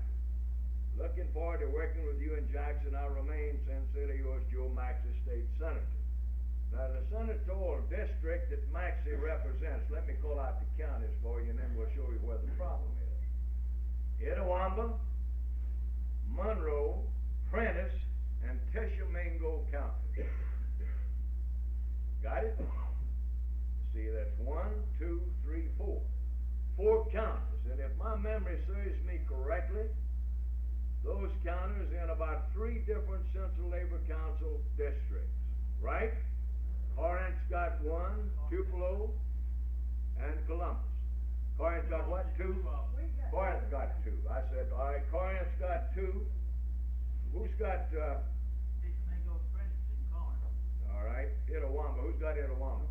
Tupelo. All right, so you got Tupelo, Corinth, and then Columbus, his home county is in Columbus, right? Monroe's in Columbus, isn't it? So you see, that's what we're talking about. So we need to speak to that for a few minutes. Now, somebody in the meeting we had down here on the 10th made this kind of a suggestion in these kind of situations. They felt it would be appropriate for the central body, with jurisdiction over the home county where the man resided, to have the responsibility of interviewing and making the recommendation. It's all right with us if all of y'all want to do it that way. Some others have suggested that when they get ready to meet with somebody like this, where one or more central bodies involved, that let the home central body be responsible for making the appointment for the interview. And when they got it set up, they invite a delegate from these others to sit in on the interview. That will be all right. That certainly be all right with us. We have no objection to it. But it's something that should be resolved by you, and let us know how you prefer to deal with it here this afternoon. Wouldn't you say, Tom? Now that's I thought we had a general agreement at the May 10th meeting to the first solution you mentioned, that the central body with jurisdiction over the county of residence would do the interviewing and would notify, of course, is obligated to notify the other central body involved, and they would consequently concur in the action. What if the opponent lives in one of the other counties? Well, this is the kind of a problem you got. This is what we're talking about. Now, in this particular situation, we're talking about a friendly senator. You know, we're talking about a friendly senator, a senator with a good record, a senator that warrants endorsement of the labor council, the labor movement in the area. You know, that's what we're talking about. With this kind of a situation, it appears to me that your decision would perhaps be easy to make. Perhaps you could depend on the Columbus Labor Council to interview you could, agree here before you leave how you're going to deal with that. But all we want out of you folks is for you all to get together and decide among yourselves how you want to deal with these multi-county district problems. And then when if a problem comes up, we'll know how to deal with it and who to make the reference to. Well, Yeah. that's this one. Yeah. How many central body presidents don't have the name and phone number of the other central body presidents? They really don't. Well, that'll come in short order. Well, you understand? How many central body presidents has the phone number of all the other central body presidents? And how to get a hold of them? See, there's a certain amount of communication that's necessary. We're going to get all that. Tom is going to take care of this after I leave. He's going to get you all that information and a bunch of other material before you leave. But this is a problem that can be resolved by only the Central Labor Councils themselves. You have to have an understanding about how you deal with the problem. Just let us know how you want to deal with it, Sarah. Got a problem is that the Central Labor Council's not here. Well, that is a problem that we can't do much about here this afternoon. We overlap in one county. And which one is that? Well, that's Hattiesburg, isn't That's it? Hattiesburg, that's three-county senatorial district, Lamar, Forest, and Stone.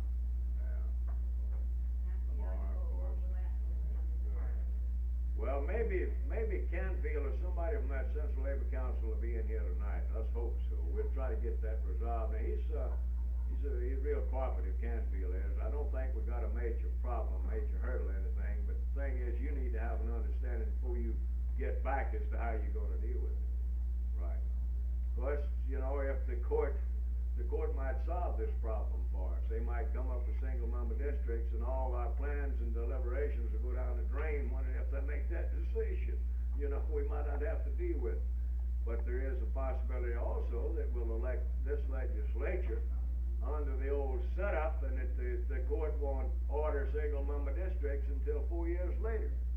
We just have to be prepared for whatever happens to come out of all of this, And we've got a unusual one possibly. It's very possible that we should be brave to deal with the new situation. I don't know if you recall the afternoon that you and I sit in on the initial hearing. So I assume from that, Yeah. that, we're gonna have something different than what we had, and not gonna let them use the 711. Well, I spoke to that before you got back. I explained the situation to them, but nobody right now really knows whether first we'll have the election, on schedule or not, and what the situation will be. We've got into all of that, and the fact that perhaps, we might not have an election, we'll have the single-member districts before we have. And what we're doing here is talking about trying to get ourselves prepared to deal with any eventuality, anything that might develop. Right?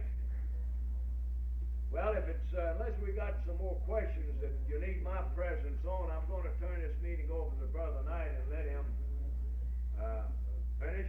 We have any other questions for me or anything before I leave, Tom? Anybody got any questions for me before I get out of here? I'll call you when I get through with it. I'm going to have to type it on. I'll get it all fixed up. Oh. Yeah, right. Well, I'm going to leave it with you. You get over and go to work on this report for tomorrow. Very quick. Mr. Dees, he's got to go to the Secretary of State's office. It's obvious that you've got to have a certain amount of communication between the central bodies. You got something to write on, let's get something done on that. Brother Andrews, would you give them your phone number? Tom Andrews. That's president of Columbus Central by now. Get his phone number, particularly you folks that are his neighbors. 328-5320.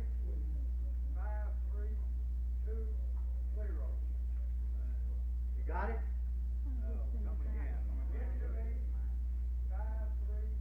328-5320. Okay, Tom Andrews. Everybody got it? 5320. All right. Brother Fortenberry, Corinth, give him your phone number, please. 287-1892. Dale Fortenberry. No, just the phone number. Is everybody with us? Everett Grantham, Greenville.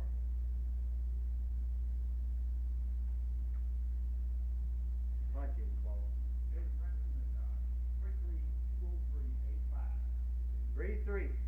332-0385. 332-0385. Greenville. Sarah Field, will you give them your phone number, please? 388-1073. Sarah Field, Harrison County.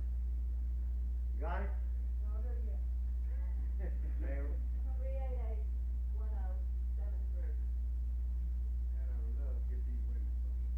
This is business only, if you please.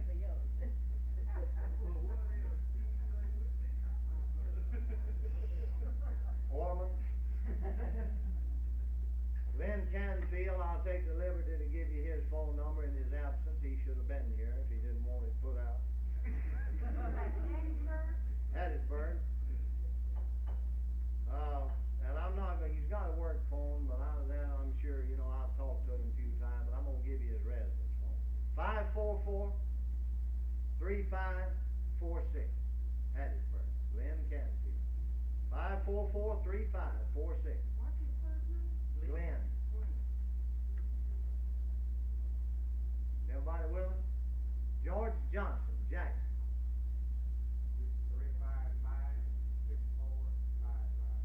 355-6455. Are you with us? 355-6455. You're not giving us time to get their name written down before you Oh, give us excuse the me. I number. thought you was Give it using the name I thought you was now. using Hey. shorthand. We got the number, give it the name. My hand's every bit as long as yours almost, Tom. Give us the name. George Johnson. George Johnson. 355-6455.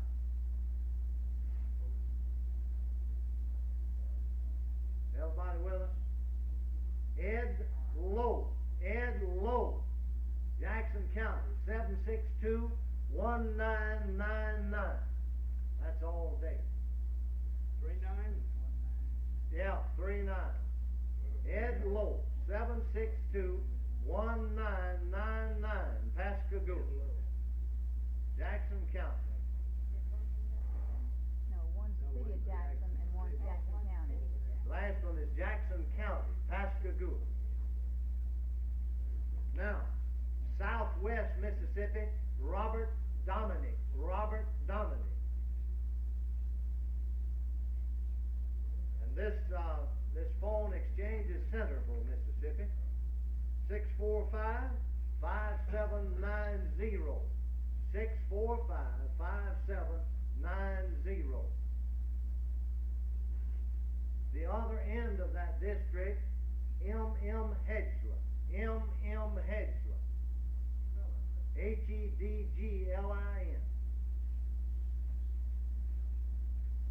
didn't pronounce that one. Hedgeland. Sarah. I wouldn't have spelled it the way you pronounced it, Tom. You ought to have to say 442-7759. 442-7759. Natchez. Is that both of them in Natchez? No, the other one is Centerville, Mississippi. Dominic is Centerville. That's in Amite County, Route 4 Liberty, Mississippi. Which one? Hedgeland? Hedgeland. 442-7759.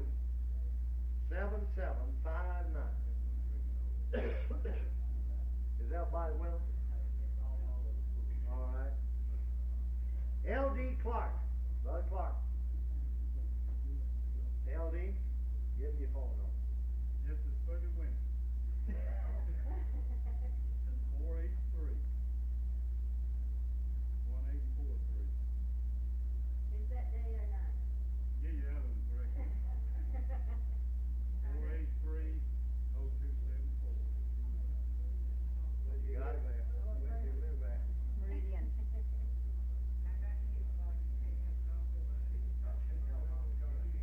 Everybody get Clark now. Are you willing? North Delta. Brother Shelton. These two numbers, home and I did. 226 1436. 226 8539. Everybody got it? Give them again, please. From all again, 226 1436. 226 8539.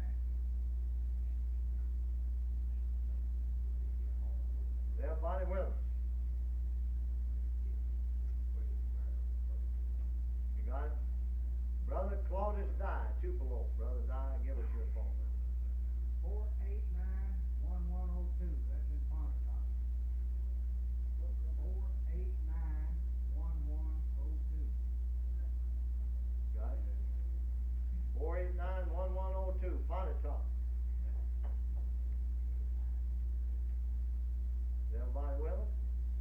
Una Masters, Vicksburg. Una, tell us about it. In the daytime, it's 636-3111, extension 2429. That's the Waterway Experiment Station, Vicksburg, Mississippi. What's the extension number? 2429. Did everybody get the number? 636-3111, is that right, Una? Right. 636-3111, extension 229. 2429. Now, after, from 4:30 on, if you text, 636-1727.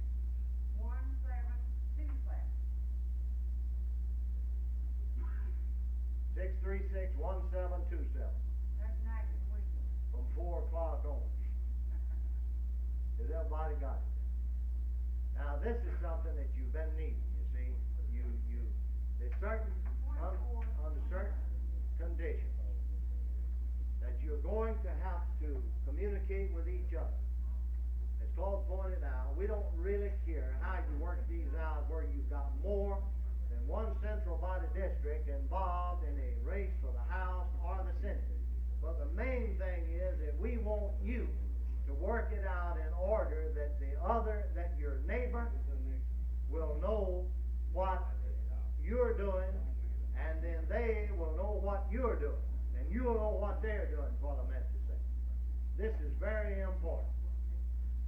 And let me, brother, point back. Tom, you might give phone number down to all the thing or their phone in education. The IUD, Number 842-6636. that's the Industrial Union Department's organizing headquarters. They don't know where I'm not, forget about it. Right. Everybody got that? By accident, the shotgun goes up, somebody shoots. On May the 10th, we gave each of the labor councils there a bunch of material. I hope that it has been helpful. I hope it will continue to be helpful to you. Now, if there are those that need additional copies of the stuff that you'll be using in quantity, we have it. If you need additional legislative brochures that we are using as questionnaires, you need the additional sheets we prepared to put the reply of the candidates on. We have copies of that right here, and I have the brochure in the car, so see us after we adjourn. And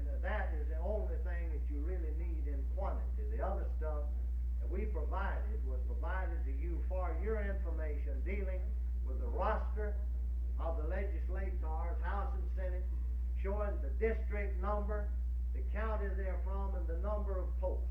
We also gave you the copy of the law under the apportionment plan, and that's all we have to go on is what it is right now. Apparently, we're back to where we started.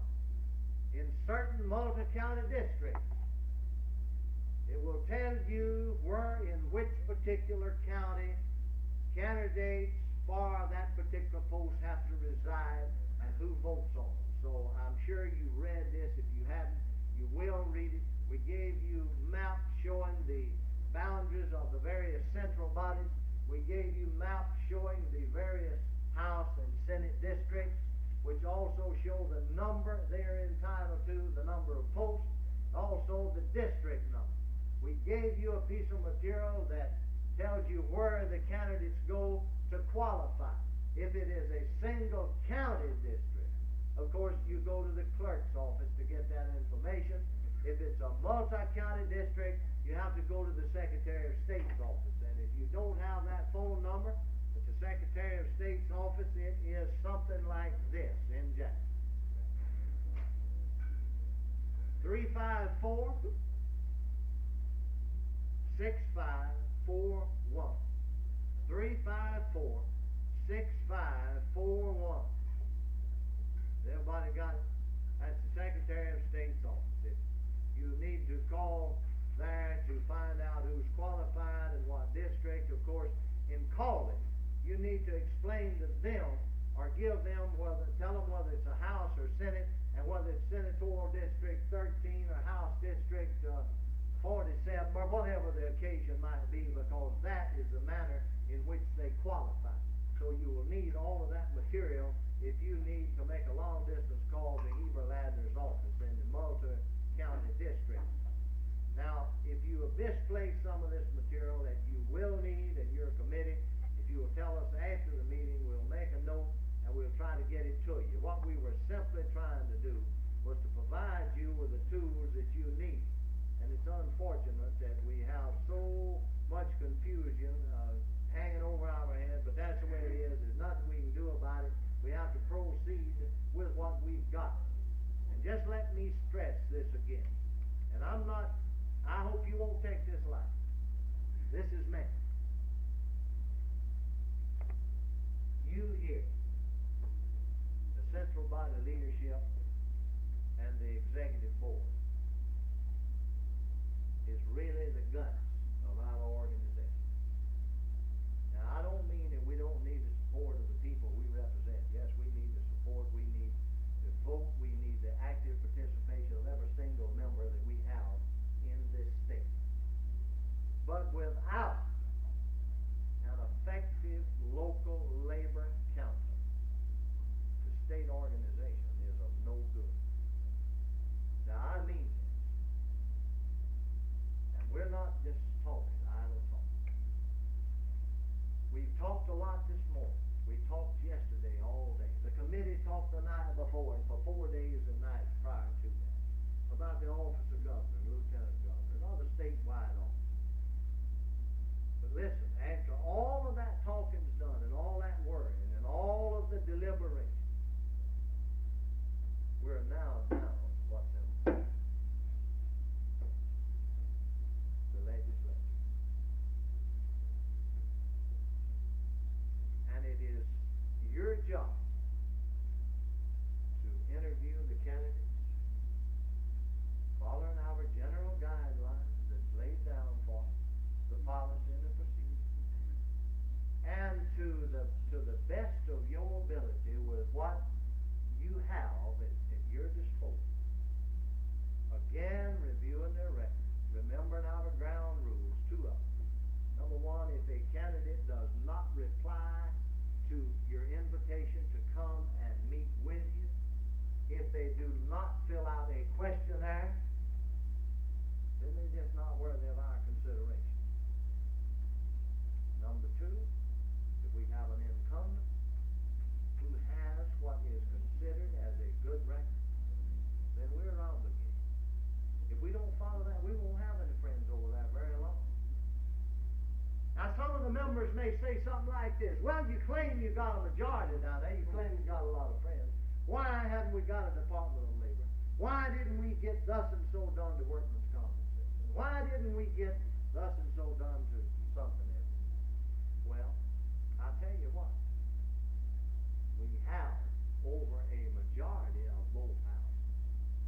But we still have, as a result of the speaker that we've had, and there has been some improvement in that situation.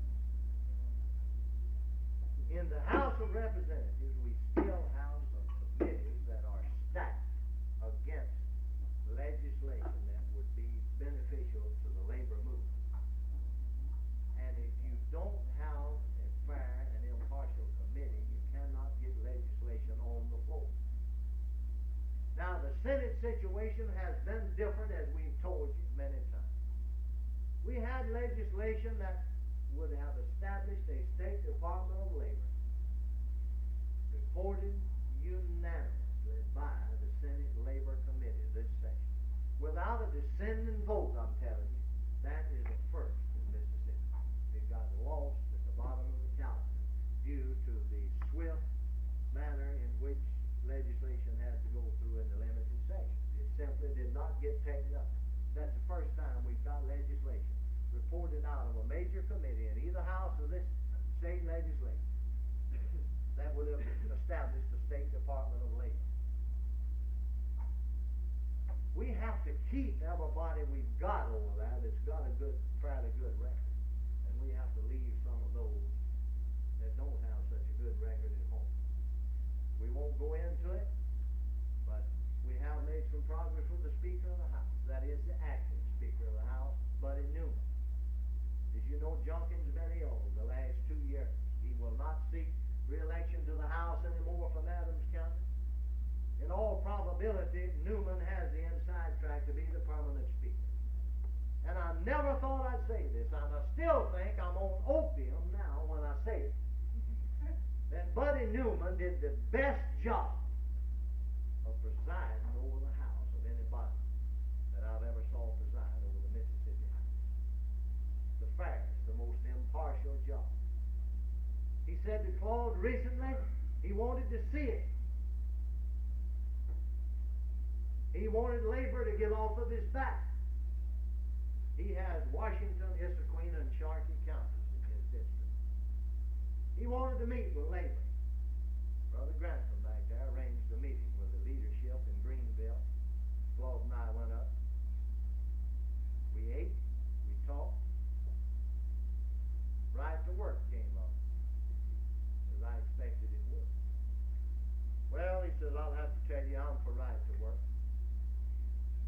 Well, Brother Grantham, one other person present, proceeded to explain, asked him if he really knew what he was talking about. Of course, we knew he didn't. So they explained to him the burden that right to work places on unions. They talked about the fact that we have to represent the non-member, the free rider, the scat. Many times we have to take a grievance on through arbitration, which is very costly. That person can work there, don't have to pay any union dues. And looked at him and asked him, now, do you think that's right, Mr. Speaker? He says, hell no. Says you ought to have to pay for it. I like to add, we had the same kind of a comeback from Donald Cross just the other night. See, they don't know. Brother Williams explained it to him, and he said, no, I don't think that's right. They don't know. See? We went in the lounge, 2 or 3 of us, after it was over. Elbert Grantham looked at him again. He says, Mr. Speaker, look, don't be wetting on one of my legs and fixing wet on the other. Said, I don't know if you meant what you said. You understand what we're talking about? He said, hell yeah, I understand what you're talking about. He said, that scab ought to have to pay for it. Isn't that right, Elbert? Isn't that what he said? We knew without a doubt, to make it short, that Buddy Newman had the inside track. We didn't think we had a candidate that could defeat him. Now, let's be honest about it. I don't know whether they're going to endorse Newman or not. He's going to have to satisfy them in the final analysis of Greenville Central Labor Council. But here is where it's at, see? It's in the legislature, and that's speaker. Based on what we said this morning, we think we'll have a lieutenant governor. And one of those questions was this: if you are the presiding officer of the Mississippi Senate as lieutenant governor, would you confer with the, we didn't say organized labor then, we said the Mississippi AFL-CIO, before you appoint committees, and y'all correct me if I'm wrong, every one of them without hesitation says I will. This is where it's at, the legislature. This is where it's at. And I'm not kidding you. You occupy the most serious, the most important position in the labor movement right now. And tomorrow, unless we lose our voice, we're going to try to rally. If they buy our proposal, what you have voted here today to propose tomorrow, if they buy it, we get right down to the real serious business, the legislative races back at home in your own area. And we're going to try to rally tomorrow the delegation at this convention, if the roof comes off of this cotton picking building in the process, the support of every person in this convention to go back and try to arouse all of the fight and all of the get up and go there is in every member that we've got in this state to elect a friendly legislature in 1975. And it's going to take every blooming one of us doing everything we can. And let me say this to our board that's here. You can be a tremendous help. I know you're busy. We're all busy. But you can be a tremendous help to the Labor Council in your particular area. And you presidents, I want you to call on our board members, the vice presidents. Call on. They may not jump over a foot high, they may not jump at all, they may not holler, they may not even grunt, but call on in your age. Because we have got to have this kind of coordination. We've got to have this kind of activity if you're able to do the job that you have before you. We are available to help you any way in the world we can. When you make these recommendations to the delegation, to that central body, then we're going to buy those recommendations so long as you're working within the guidelines. We're going to support that. And as Claude pointed out, the important thing is to get it done as quickly as possible. Because this little lady sitting over here and two or three others in that office will be as busy as you know what, you know where, trying to get mail ready. And it makes you tired to think about the task down there. That's our job. And we're going to do it. But the very first minute you can get your recommendations in, your endorsement, it'll be 2 or 3 minutes too late then. But you get them in. Now we also have to help and assist you. 3 nice-looking men that dress rather loudly, and you know, you don't really have to, well, you can tell they're around by their dress most of the time. In the back, Brother Strawford Dees, our Appalachian Council coordinator. He's available. You know him. All of you know him, I'm sure. Get his phone number. Strawford, while we at it, give us your phone number, will you? 286-5645. Corinth, Mississippi. Or call 948-0517 in Jackson. Does everybody get his phone number? The first one.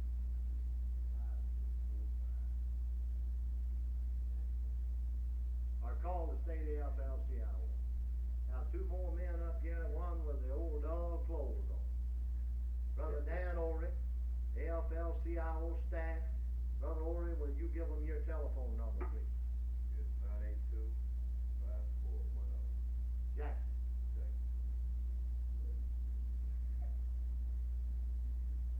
982-5410. Or you can call our office.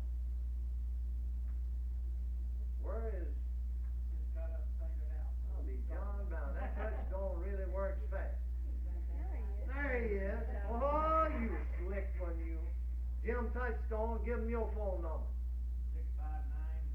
659-7719. If a woman answers, hang up. That's Enterprise, Mississippi. Right. I went through that town one day in the summertime. The whole population was streaking, both of them. I was like, Or call us. You got his number? We've about said all we need to say here. I want to check to see if there's anything else that's, We gotta go ahead. we have, just a minute, we're gonna turn you loose in just a minute. Let me ask Brother Dees or Brother Touchstone or Brother Ori if either of them has anything to say. Either one of them. Just feel free to rise. Strawberry? I just want to tell the officers and delegates here that I'll be glad to help in any way in the world I can. And if you try to call me at home and don't get an answer, I'll stay there until they all off. They just run me down. I'll stay in the car a big part of the time. If I can't find you, I find, if I can't find Touchstone, I find you. Oh, yeah. Okay. You don't have to try that word, do you?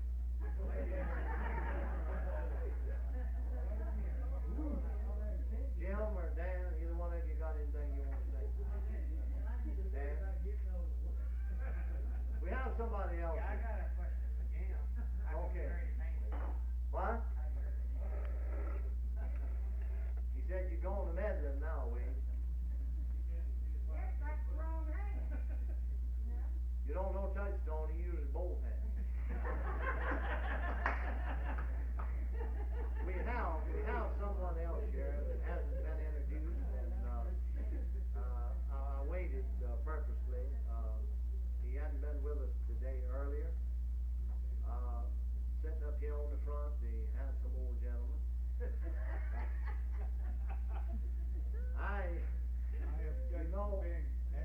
Bought his supper last night, bought his lunch again today, but, we're gonna get that back several fold before All we get need through. out of him is his phone number and how much money he There you has.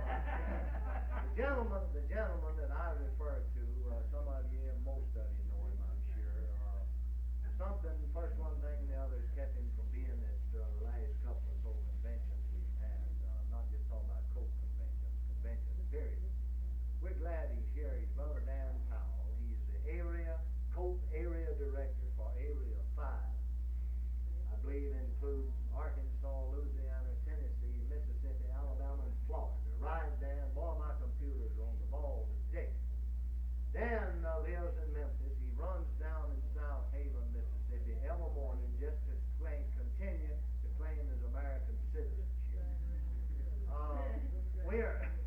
We're glad he's here. Dan is on the program tomorrow, but I'm glad he came in this afternoon to hear this discussion and to see Dan. We've got, and this is not just politics. Dan, we got some of the best central body officers there are in the United States of America, and I dare anybody to dispute that. And I wanted him to hear this. I wanted him to know what we are attempting to do, and we're going to be banging Dan's door down, so he'll bang Al Barkin's door down. We have gotten 35 cents, and that just ain't snuff money, And we have literally got to have some more money in this state from Washington, one way or the other.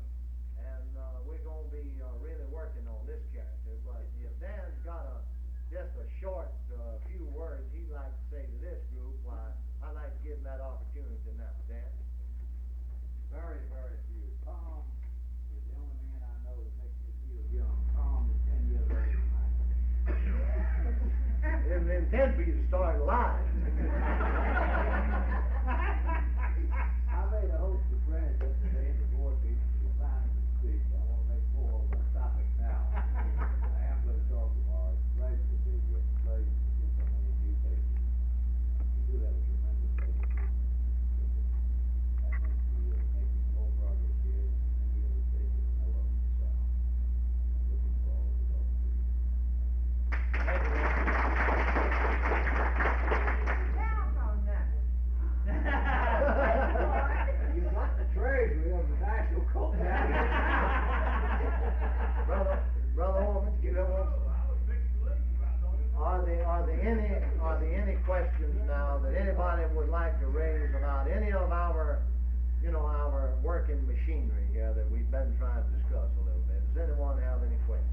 Tom, Yes, is there Donna. time set for the district conference? Tomorrow? Yeah.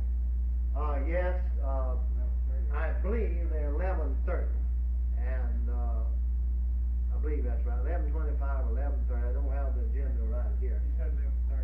But at that time, President Ramsey will announce the chairman, the three vice presidents, and we will turn over to them what material we have and what we may get by 5 o'clock this afternoon. And we'll give you the maps. We'll put the maps on the table. We do not have kits for this convention. We have various and sundry coat materials and all that, and the sergeant at arms will be putting that on the table, the agenda, the rules, and the few things that you will need. Are there any other questions about our central body work that has to be done? Now remember, if there's any other material that you don't have enough of, you need, well, come and see us right after we adjourn.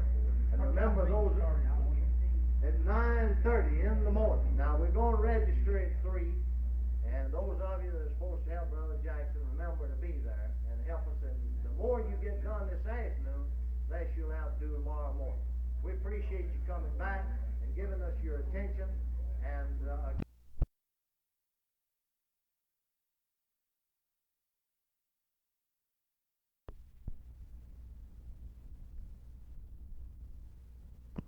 Testing 1 2 1 2 3 4. Testing 1 2 3 4 1 2 3 4. Testing.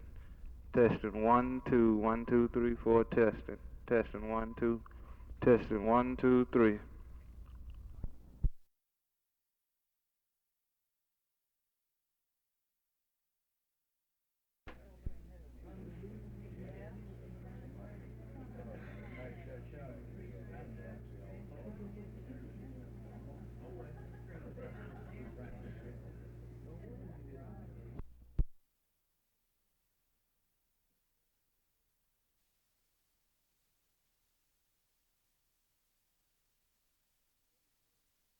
Call a meeting to order. We'll ask you all to stand and ask the Reverend Ed Lowe from Pascagoula to bring the invocation. Our Heavenly Father, we pray that you be with us in these deliberations. We pray that you'll guide us for the betterment of not only our labor unions, but our state of Mississippi. We pray that you be with the families of our people here today. In Jesus' name we pray. Amen.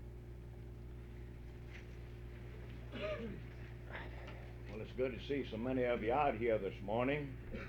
Many bright, shining faces. We still have a number of people that haven't showed yet. We hope they'll be here before we get too much further along. We have a number of things to take up with you here this morning. Several of them will require some official action. Some won't. Our executive board met yesterday to prepare or get ready to make some recommendations to the full COPE committee meeting here this morning. In addition to making some recommendations for candidates for the November 4th election, we also have several constitutional amendments to be on the ballot on November the 4th, and our board yesterday prepared and adopted a resolution concerning all three of those amendments. And I'd like at this time to ask Brother Knight to read that resolution to you. We have got sufficient copies prepared for the delegates at the convention tomorrow, but I don't think we got enough here this morning for this group. If you deem it important enough that you want a copy after you hear it, we can delay long enough to get them out here for you. Brother Knight? Resolution presented by the Mississippi AFL-CIO Executive Board to the State AFL-CIO COPE Convention, September 13, 1975. Whereas the regular session of the Mississippi Legislature adopted 3 constitutional amendments that will be placed before the state's voters on November 4th, 1975. It is most important for the delegates to this convention to review these measures and that certain recommendations be made back to the membership. And whereas the proposals that will be on the ballot are as follows: HCR 45, HCR 46, and HCR 11. The Executive Board of the Mississippi AFL-CIO has reviewed all three proposals and presents the following observations and recommendations. HCR 45 will repeal Section 244 of the Constitution, which requires literacy requirements for elections. This section of the Constitution was rendered inoperative by the 1965 Voting Rights Act. The Executive Board agrees with the legislature in eliminating this useless verbiage from the state's Constitution. HCR 46 will repeal Section 243 of the Constitution, which provides for a poll tax. This section was also rendered inoperative by the 1965 Voting Rights Act. The Executive Board again agrees with the legislature on this one. HCR 11 will amend Article 6, Section 171 of the Constitution as it relates to the Justice of Peace Court. In reviewing this proposed amendment to the Constitution, the Executive Board came to the conclusion that this was also a good proposal. As a matter of fact, this proposal represents a long-sought objective of the Mississippi AFL-CIO, namely the upgrading of the Justice of Peace Court system. Therefore be it resolved that the delegates in attendance at this convention in Jackson, Mississippi, September 13, 1975, do go on record in support of all three proposed constitutional amendments, and that we urge our membership to vote for them on November 4th. I move the adoption of this resolution. Okay, you've heard the resolution and the motion to adopt. Do we have any discussion? You ready for the question? All in favor of the motion signify by saying aye. Aye. Opposed? Motion carried and so ordered. That was a little bit rapid, wasn't it? See, you're ready to do business in a good fashion. We don't have a printed agenda this morning, so we're going to kind of deviate a little bit from what I had planned in terms of program for the meeting this morning. We have an old friend with us this morning who came in yesterday for the board meeting, who entertained me for a while last night.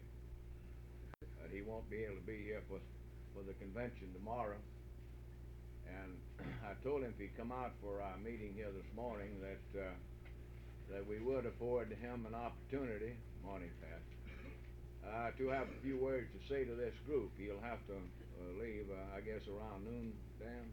After you buy my lunch. After we buy your lunch. I tried to get him a 10 o'clock flight out, but I couldn't make it. Lunch. So at this point, Brother Powell, I think it'd be appropriate for me to introduce you once again to the group. I think most all of them was at our June convention and heard your lucid remarks at that time, and I'd like to present you to the group again and let you say whatever it is you might want to say outside of anything derogatory towards the president of this organization. Mr. Powell? I give you a word of warning, don't play Jim Henry with it. You know, the momentous change that has occurred in Mississippi in the last few years is but a small forerunner of the change that I see happening down here in the next 5 years. As an example of that, the election for the nomination of Phil Finch furnishes a good example of what I'm talking about. It is won by the largest landslide of any candidate in one runoff in the state of Mississippi.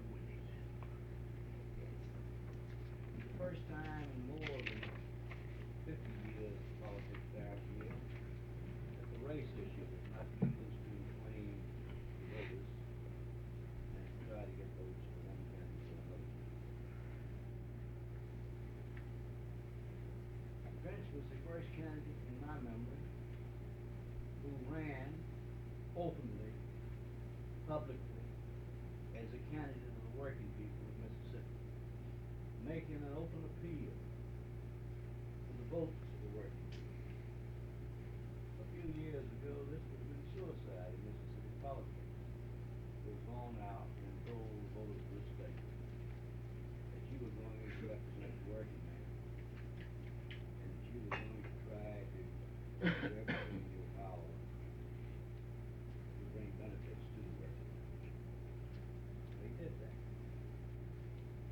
we're already beginning to feel the impact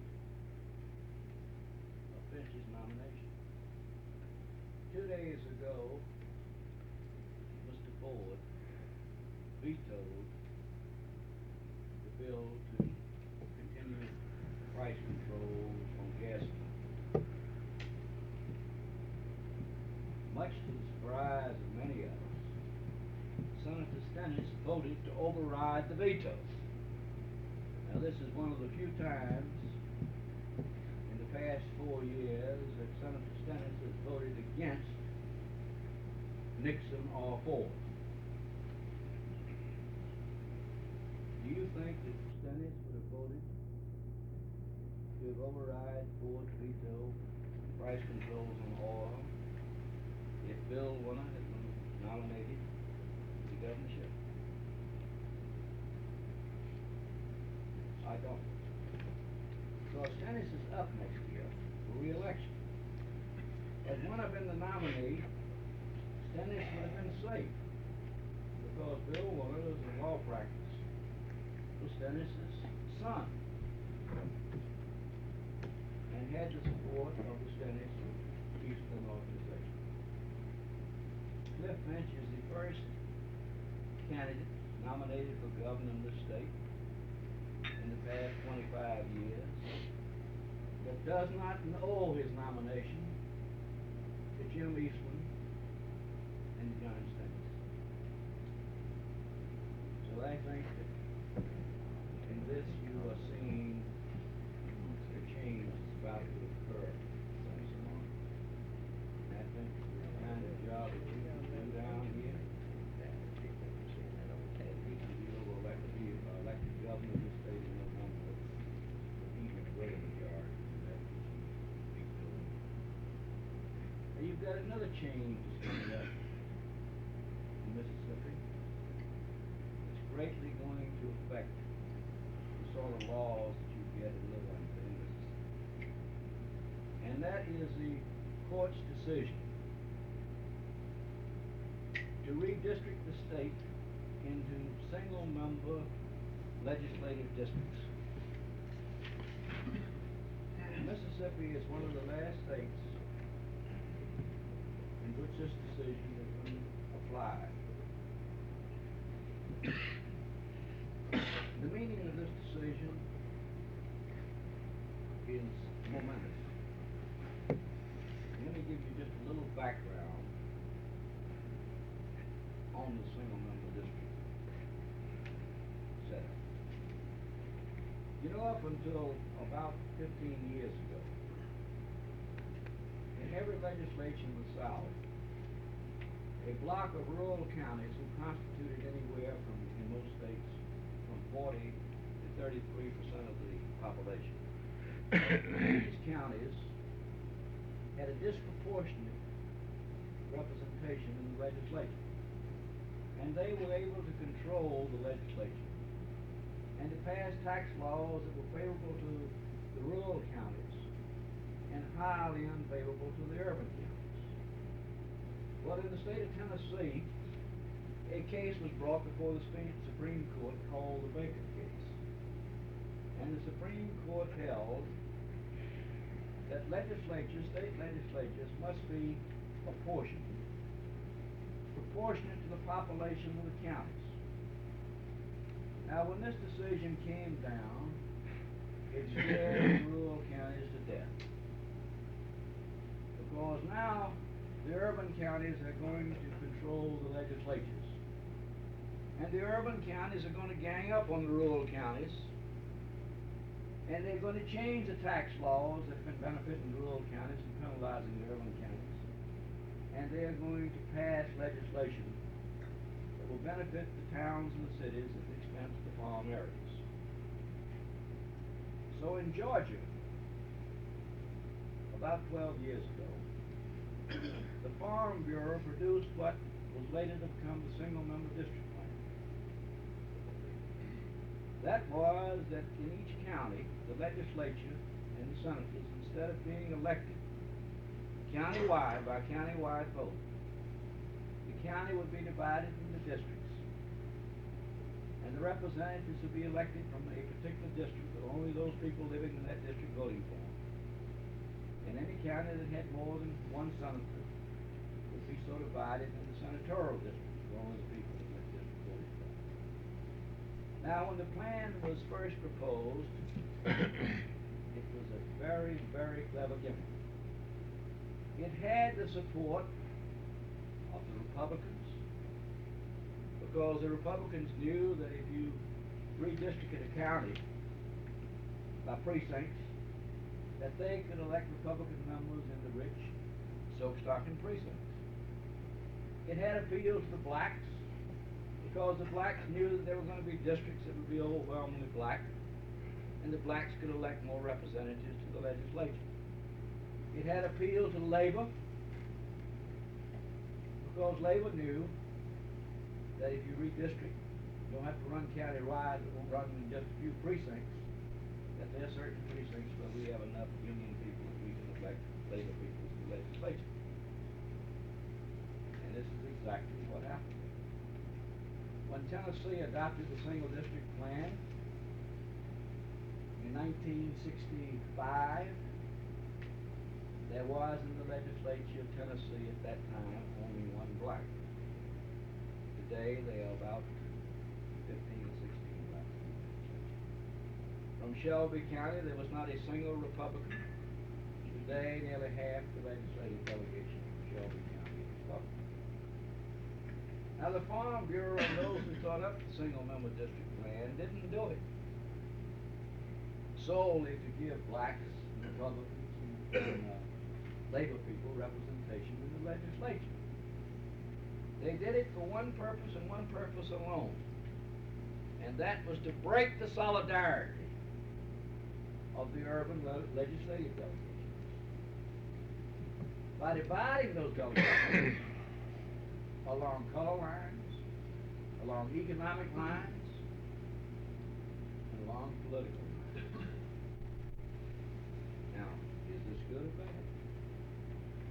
We've had good experience with this plan in some states, and there have been a few instances where we've had bad experiences.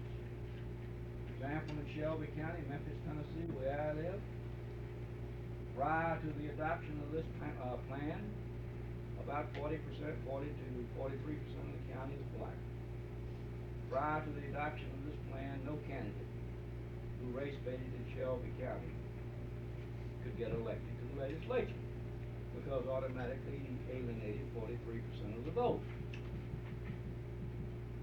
Now, when you divide it up into districts, and you got an all-white district, and the candidate living in that district can race bait, because he doesn't lose any black votes for doing it. So that is a bad angle. It does give blacks greater representation in the legislature. It gives labor greater representation. And it certainly gives Republicans greater representation. Within 8 years after the passage of the single-member district plan in Tennessee, we had a Republican-controlled House of Representatives in the state legislature. Another factor that this single-member district plan is going to produce is this. It's going to make that legislature elected under this plan far more independent of the governor and any other political force in this state than the Mississippi legislature has ever been before. You see, in days gone by, a governor could call a few political leaders in the county if a legislator didn't go along with his program and say, look, John, get hold of that guy and tell him that you're not going to support him for re-election when he comes up countywide the next time unless he goes along with the program. So you can't threaten him that way anymore, because he's not elected countywide now. He's just going to be elected from a district composed of a relative few number of precincts. So this is going to give the legislature a new independence. In fact, in Tennessee at times that independence is bordered on chaos.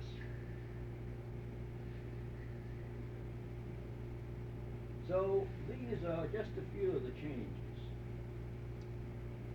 that I see in store for you now. Now, in all these changes, if we are alert, if we are active politically, we can take advantage of it, and we can build the labor movement in Mississippi to the greatest strength the labor movement in this state has ever had. Because the opportunities are here. You've got a new day in politics.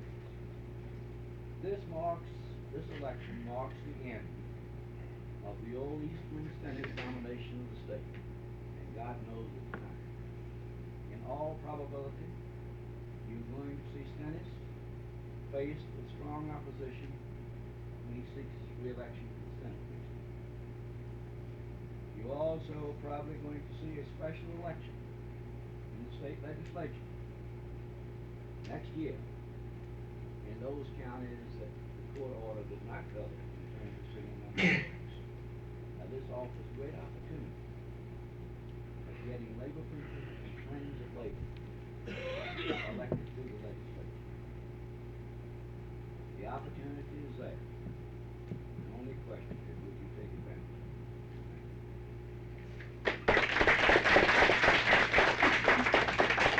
it? Thank you very much, Brother Powell. We had planned on getting into the legislative situation with you here this morning after we had got a few other very important matters out of the way, but in view of the fact that Brother Powell has himself touched upon that matter, I think perhaps we ought to have a little discussion on it now while it's fresh on everybody's mind and while he's present.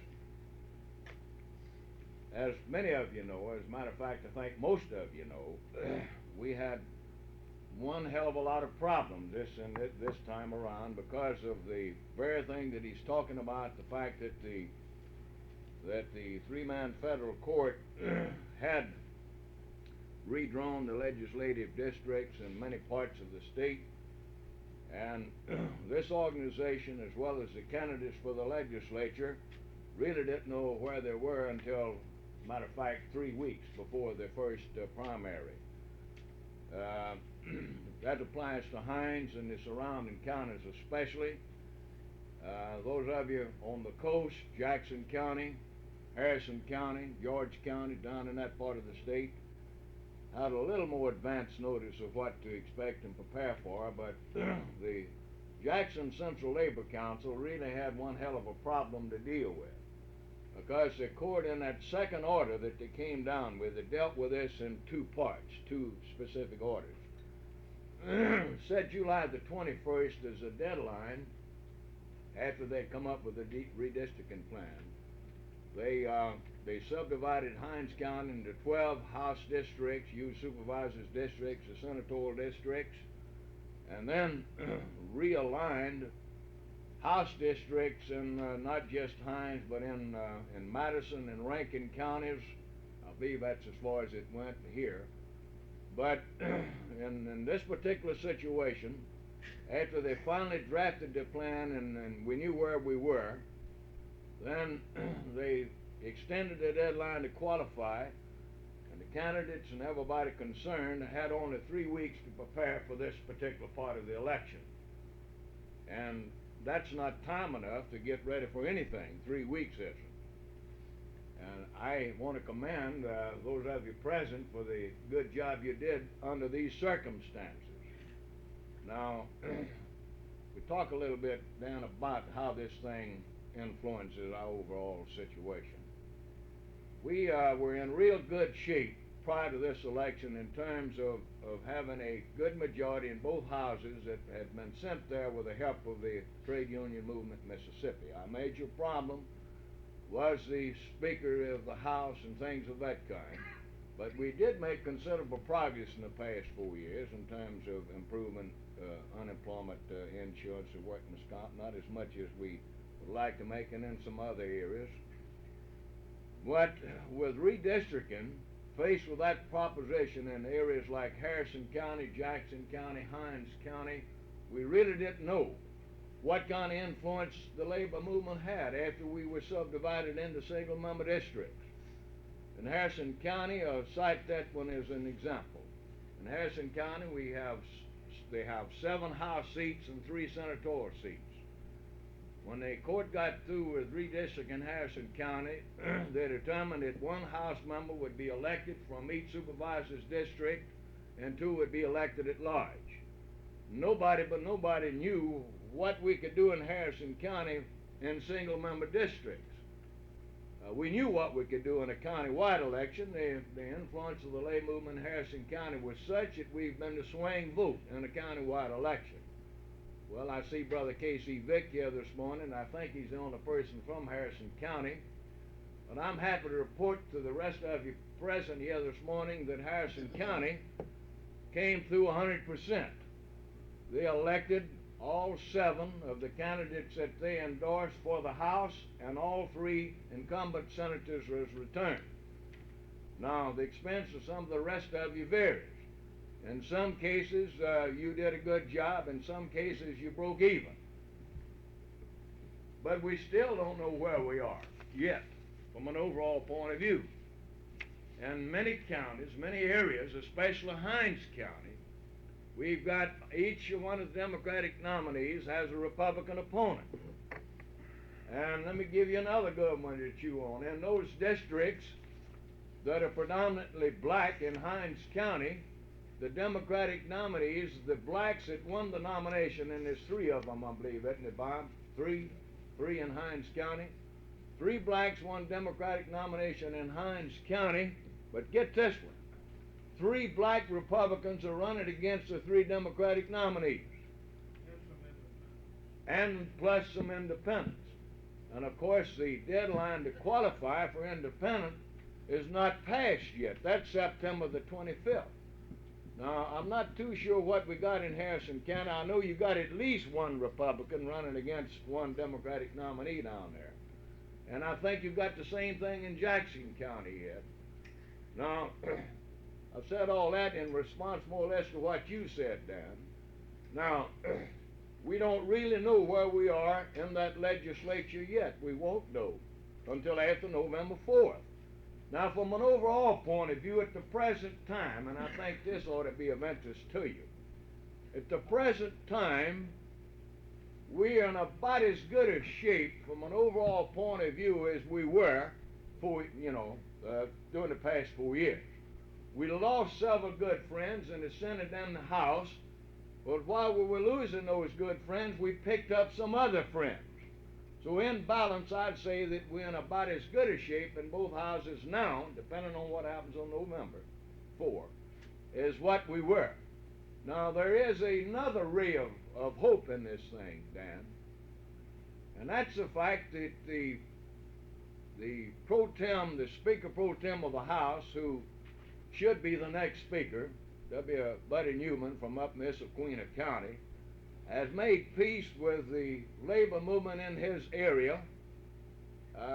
Matter of fact, this is a guy that we tried to take out a couple of times, and he got tired of this foolish, he made the approach himself about making peace with us.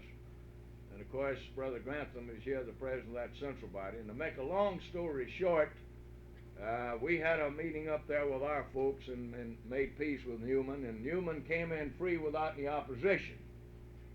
He still might have an independent qualifier, but right now, if things don't change drastically, Buddy Newman is a cinch to be the next Speaker of the House of Representatives.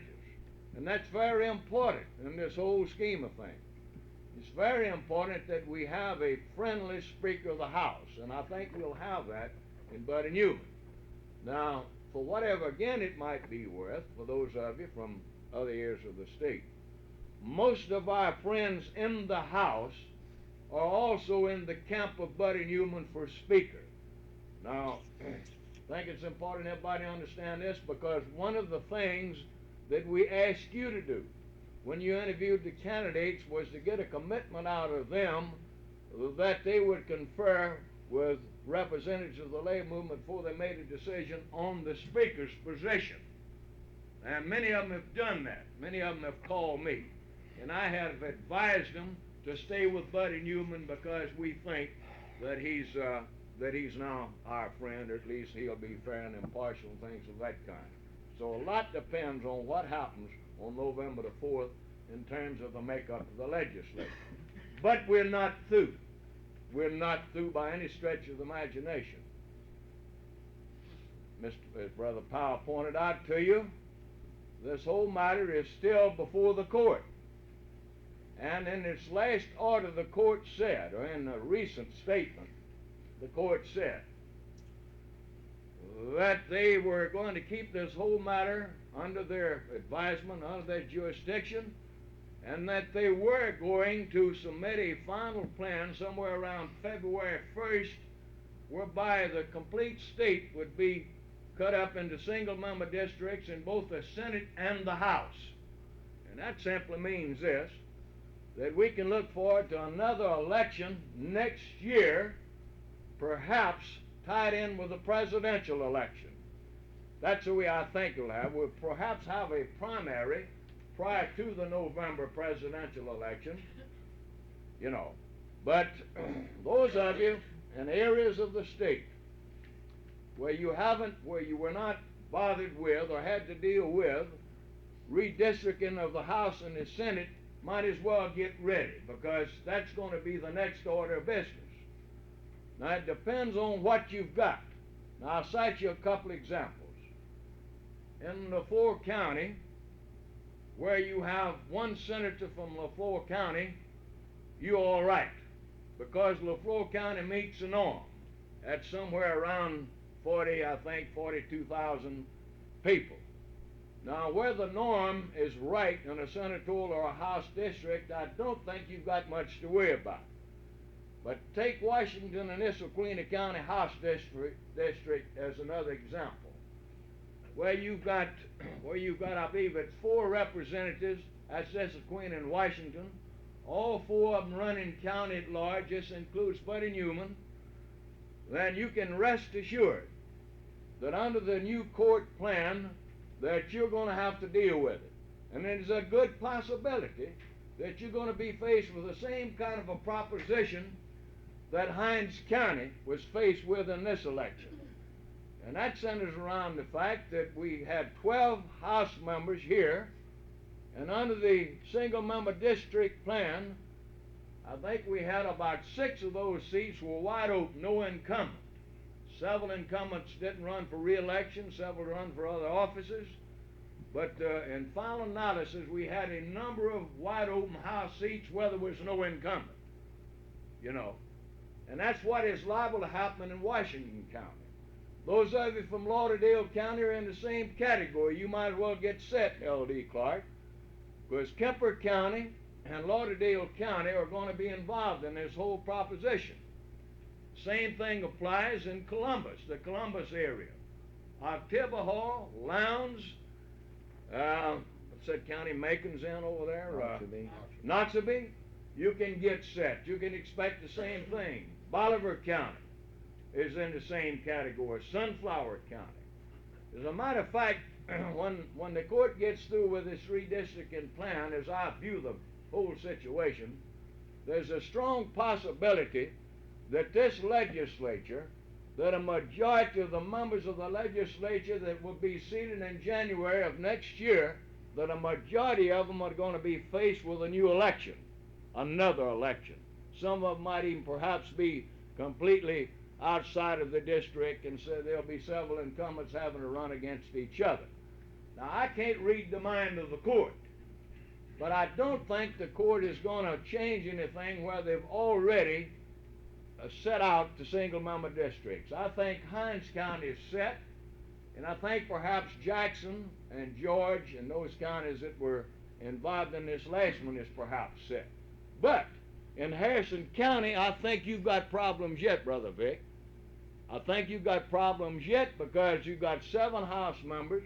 They use supervisors' districts as House districts, and 2 running at large. I fully expect the court to cut Harrison County into 7 parts. For House districts, you've got 3 senators, all 3 running county at large, and I expect the same thing to happen in senatorial seats, you know. it might be a little discouraging to you, but I'm just trying to get you as informed as possible. But we got an awful lot of work to do yet. You know, it's about that simple.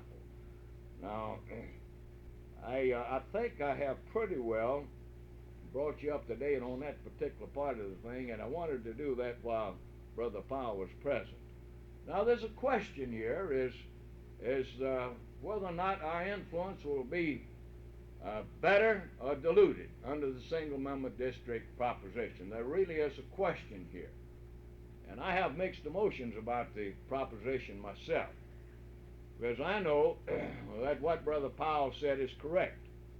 But at the same time, if you believe in the democratic system of government, and if you believe that the legislature has been malapportioned all these years in favor of certain vested groups, and I think you have to agree that single-member districts is the democratic way of doing things.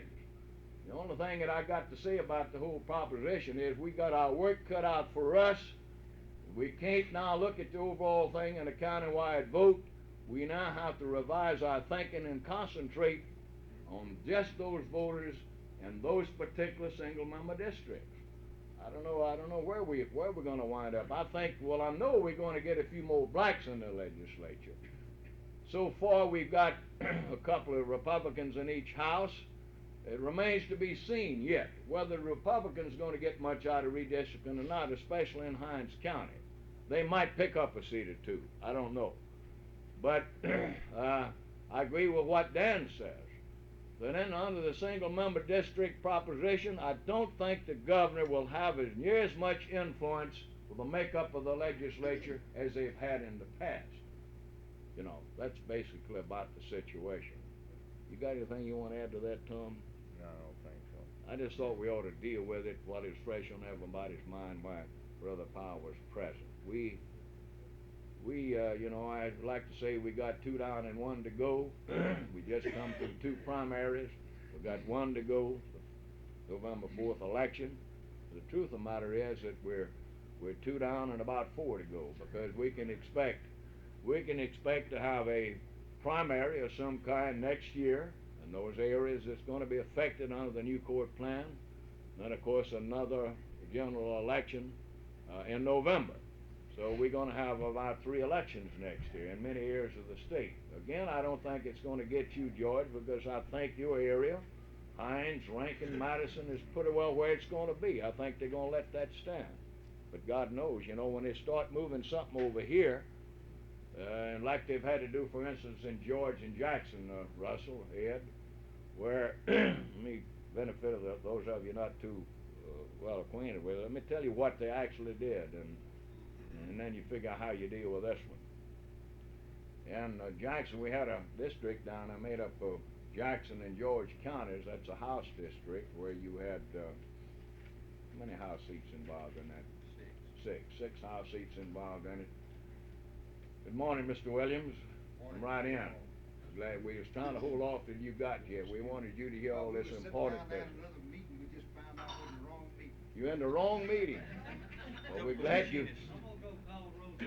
Now we're glad you got. We're glad you got here. Anyhow, we were just talking about the legislature reapportionment thing, the single-member district, how it applies, and the problem we're having, etc. Give an example of what the court did in the Jackson-George situation, and of course more than Jackson-George involved. In George County, for example, George County does not have enough population for 1 full House seat.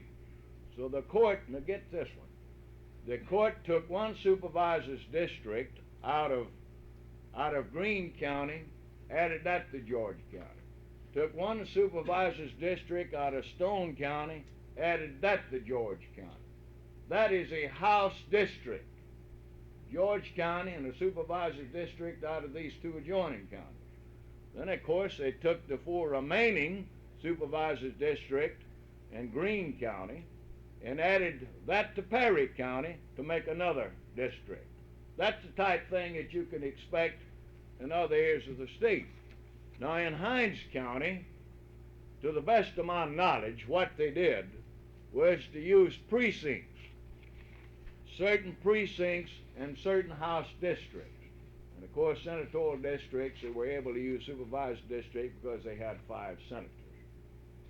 I think that pretty well covers that, Tom. There's one thing that we need to talk to them about. We've got 7 weeks roughly now to election.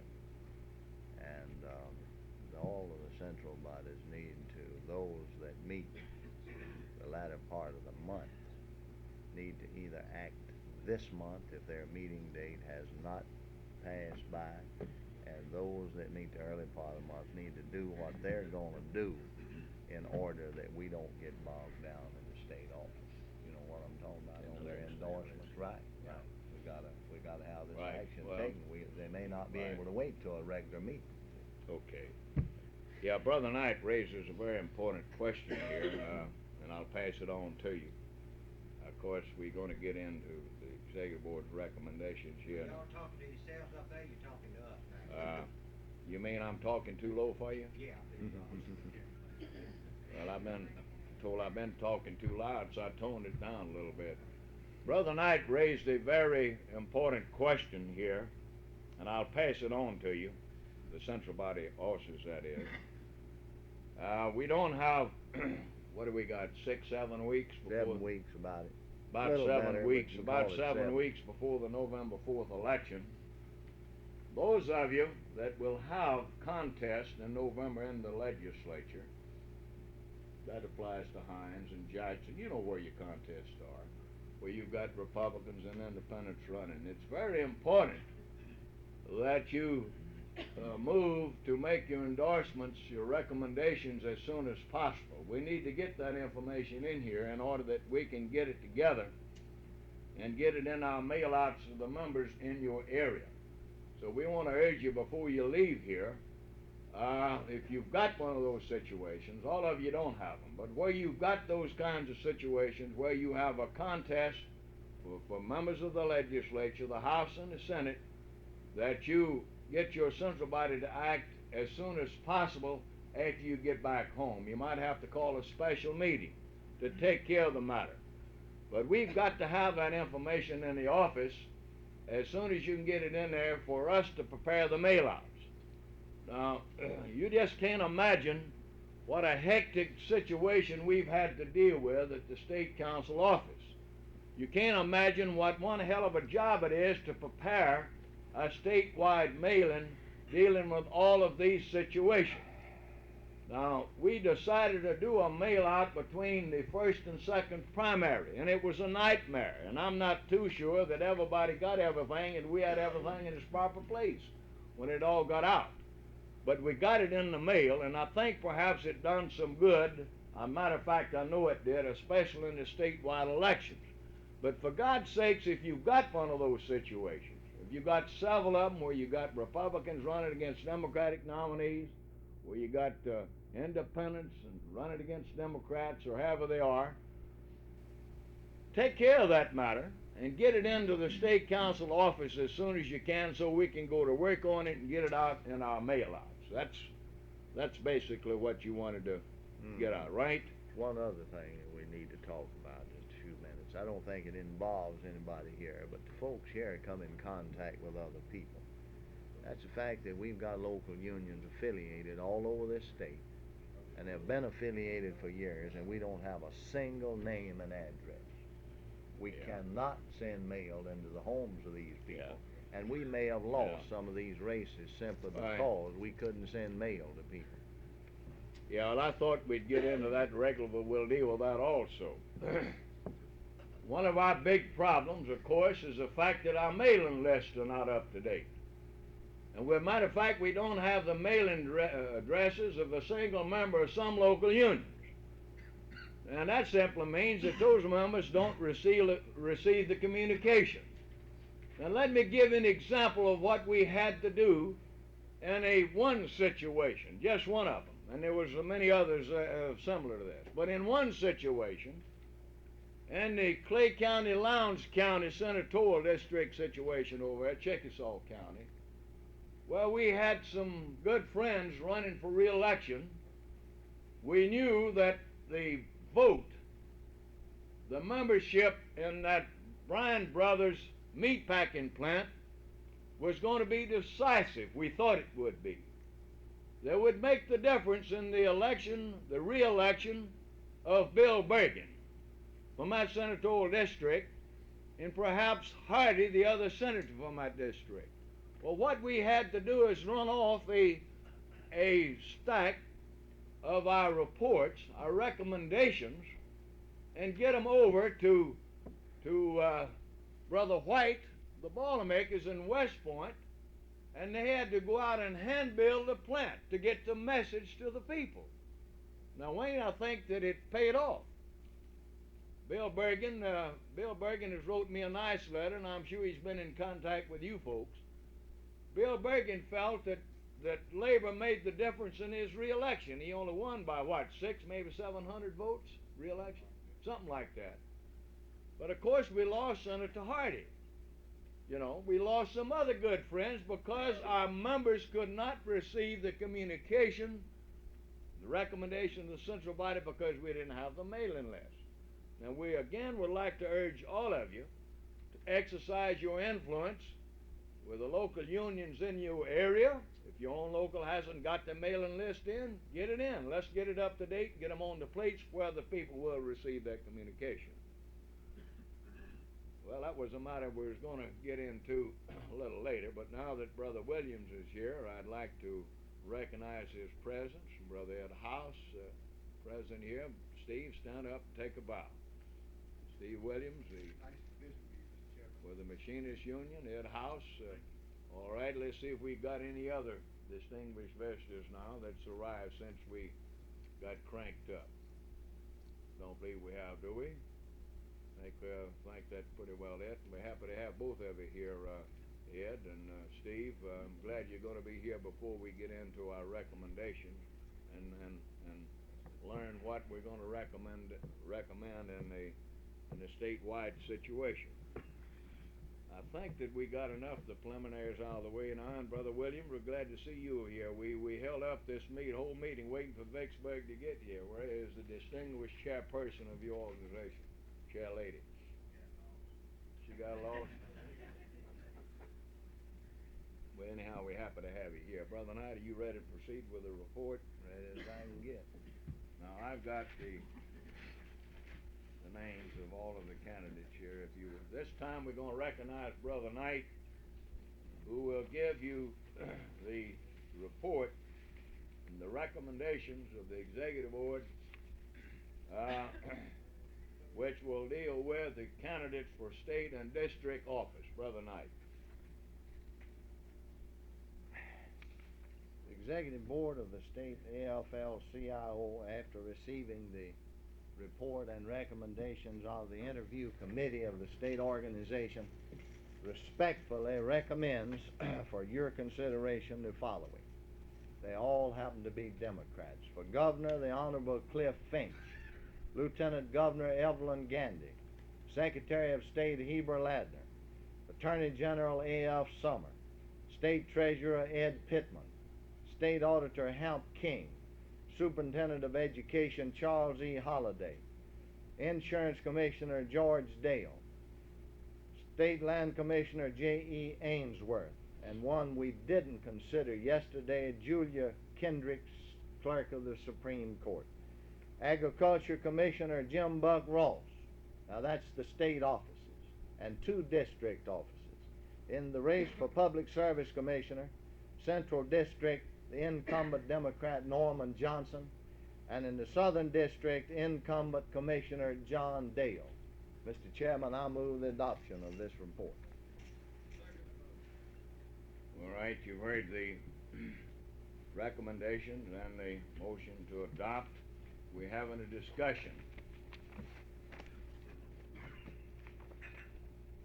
I have a complete list now of all of the candidates that are qualified for the different positions. It might be, well, if I read those off to you before you act. And then also keep in mind now that September the 25th is the deadline for candidates to qualify as independents, and that there might well be some independents qualify after this convention adjourns tomorrow. I called up the Secretary of State's office yesterday before we got into our board meeting to get an up-to-date list of those people that qualified for state and district offices. And it was at this time, frankly, that we learned, Ed, that John Dale had an independent that qualified against him. I didn't realize this till I talked to him over there. Apparently they want to keep that young man occupied. Somebody does. For governor, we got Cliff Finch, the Democratic nominee. Gil Carmichael, the Republican nominee. And what's Kirksey's first name? William? Henry Kirksey, independent. Lieutenant Governor, Evelyn Gander, the Democratic nominee, and Bill Patrick from Laurel, the Republican nominee. As of yesterday, there was no independent qualified for that office. Secretary of State, Heber Ladner, the incumbent, the Democratic nominee, and Tom Stewart, the Republican candidate. No independents as of this time for that position.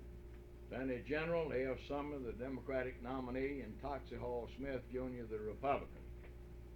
And State Treasurer, Ed Pittman, Democratic nominee, Ray Jackson, the Republican nominee. Superintendent of Education, Charles Holliday, Democratic nominee, C.J. Duckworth, independent, no Republican opposition in that position. Commissioner of Insurance, George Dale, the Democratic nominee, Herbert McGuffey, the Republican nominee, a Republican candidate.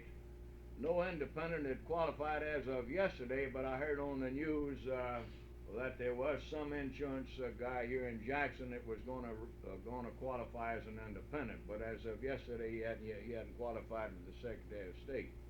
Land Commissioner, Lee Ainsworth, the Democratic nominee, and Jerry E. Baker, the Republican nominee.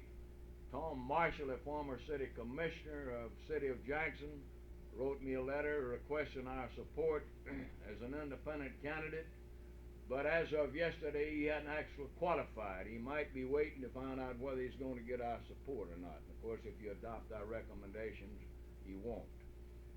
And the highway district, the state auditor situation, we got Hamp King, the Democratic nominee, and Jack Amos, the Republican nominee.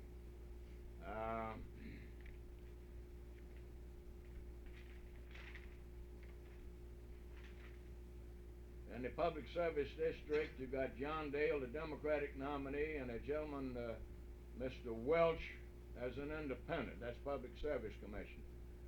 And in the Central District, Public Service District, Norman Johnson, the Democratic nominee, is opposed by another Johnston. Don't have his first name, Johnston, a Republican against John. John, is it John Johnson? John Johnson.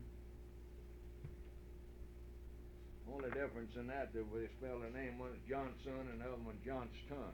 That could be bad too. Right. Now there was some discussion, some speculation that the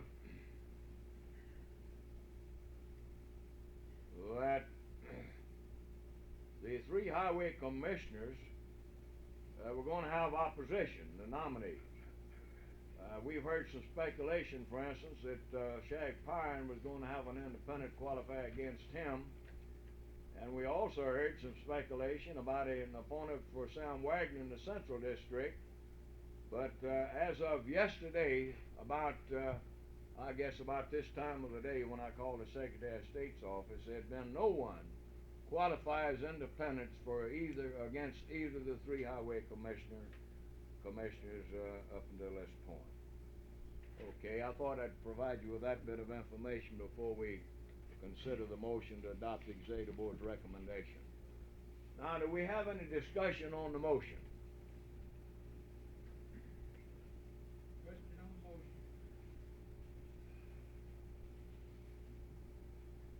Are you ready for the question? Mr. Chairman, I'd like to ask one question. How did you arrive at each one of these recommendations? Were they arrived at independently or collectively as Democrats? I think it was a combination of combination of things, Brother Fitzhugh. Of course, you know, here's the situation. Begin with the state AFL-CIO at our June convention said in effect that we could live with certain candidates for governor, certain candidates for lieutenant governor. One of those three candidates was nominated as governor. Cliff Finch won the Democratic nomination. We said in effect that we could live with Evelyn Gandy, a couple of more candidates for lieutenant governor. We dropped Brad Dye from that list, if you remember, by action of this committee. No, it was dropped on the convention floor, I'm sorry. The result of that, then in the second primary, Evelyn Gandy was in the second primary with Brad Dye, then we construed that as meaning an endorsement for Evelyn Gandy and said so in effect to the to the members in that communication. Evelyn Gandy, as you know, won the nomination, and Evelyn Gandy feels, and I feel, that our support made the difference in her winning the nomination. Heber Ladner, the Secretary of State, was endorsed by the convention because of his record in office and the fact that he's been very cooperative with organized labor as long as many of us can remember. He was actually endorsed, and he won the nomination. Now, in some of the other situations, we felt then that we should take a look at the nominees of the two parties and the independents that might have qualified at this time, up to this point. That's the purpose of this convention, to give us an opportunity to take a look at the Republican nominee, the Democratic nominees, and the independents that would be running for the office. I would say, in answer to your question, that we looked at them on an individual basis and collectively. Now, the name of the game is to win elections. Making an endorsement don't mean one thing if we don't go out and work to elect the nominees that we endorse. Now, the possibility of winning is important this time around. We frankly think that Cliff Finch is going to need an all-out effort on the part of this organization to be elected governor of this state. I'm not under any disillusionment, and I don't think Cliff Finch is. You know, we have endorsed, in effect, already the candidate for lieutenant governor, secretary of state, and on down the line. But in coming to this conclusion, we felt that in order to be successful and winning the governor, lieutenant governor, and several more of them, that the sensible thing for this organization to do was to go on record in support of the Democratic nominees. Now, the reason, there's several different reasons for this.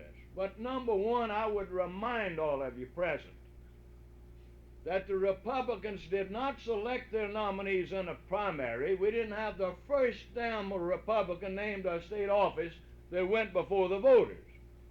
Keep this in mind. Republican strategy is very simple.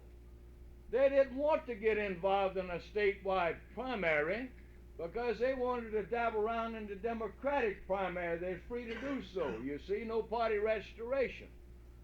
And then they wanted to create as much confusion as possible, get the Democrats to scar each other up as much as possible, and then Gil Carmichael come in and pick up the big blue chips in November. That was the name of their game. Don't you understand?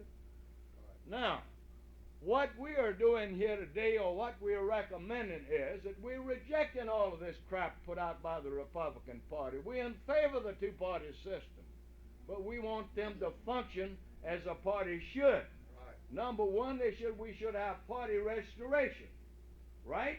Yeah. And the people that want to be Republican nominees ought to have to participate in a Republican nominating process, like the Democrats have done, So here's where we are. The Democratic nominees in most cases have went before the voters of Mississippi, some of them with our support and some without. And many of them have spent a lot of money winning the nomination. Now, who are we to sit back and let the Republicans get by with that game of theirs, or sit behind that log, waiting to November the 4th to come in and pick up all the chips? We don't think we ought to let them get by with that. And we think to be successful in helping elect the next governor, the next lieutenant governor, the secretary of state, and on down the line, that we're going to have to get together with some other folks in this state. We're going to have to get together in an all-out push to help elect the Democratic nominees. And then, you know, I think we will have made some progress. Now, that's a long answer to your question, Brother Fitzhugh. But I think it needed to be said. Now, and I want this said too. It's very important that everybody understand what the name of this game is. You know, we're not just electing a governor in this next election on November the 4th. The next presidential election is involved in this campaign in the state of Mississippi, make no mistake about it. We'll be passing out a news story, put it out for the delegates tomorrow, where the National Republican Party has already went on record that they're going to throw all the resources that they got behind George Carmichael. Make no mistake about it, the National Party, and that means Jerry Ford and everybody else around him, have got their eyes on Mississippi. So we're not just going to be electing a governor, we're going to make a decision here on November the 4th about what direction Mississippi is going to go in the next presidential election. And I think it's important that everybody understand this, what it's really all about. You know, and I think that everybody in this room will agree that we just damn well can't stand 4 more years of Nixon Ford type prosperity.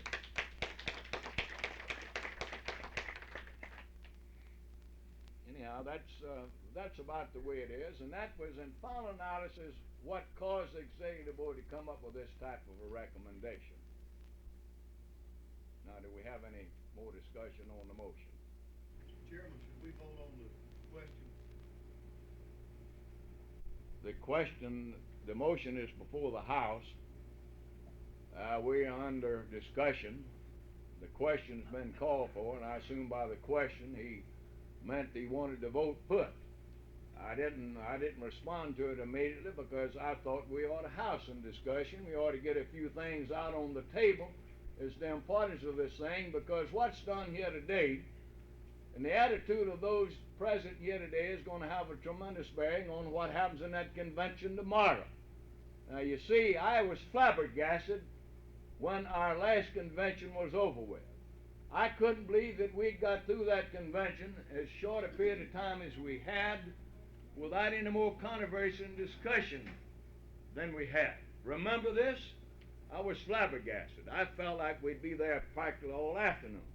Well, now the reason for it, in my opinion, and I was advised this by several delegates, was that we had done our homework. We had properly informed the people like yourselves the day before. And that's what we're attempting to do here today. We want you to fully understand what this is all about.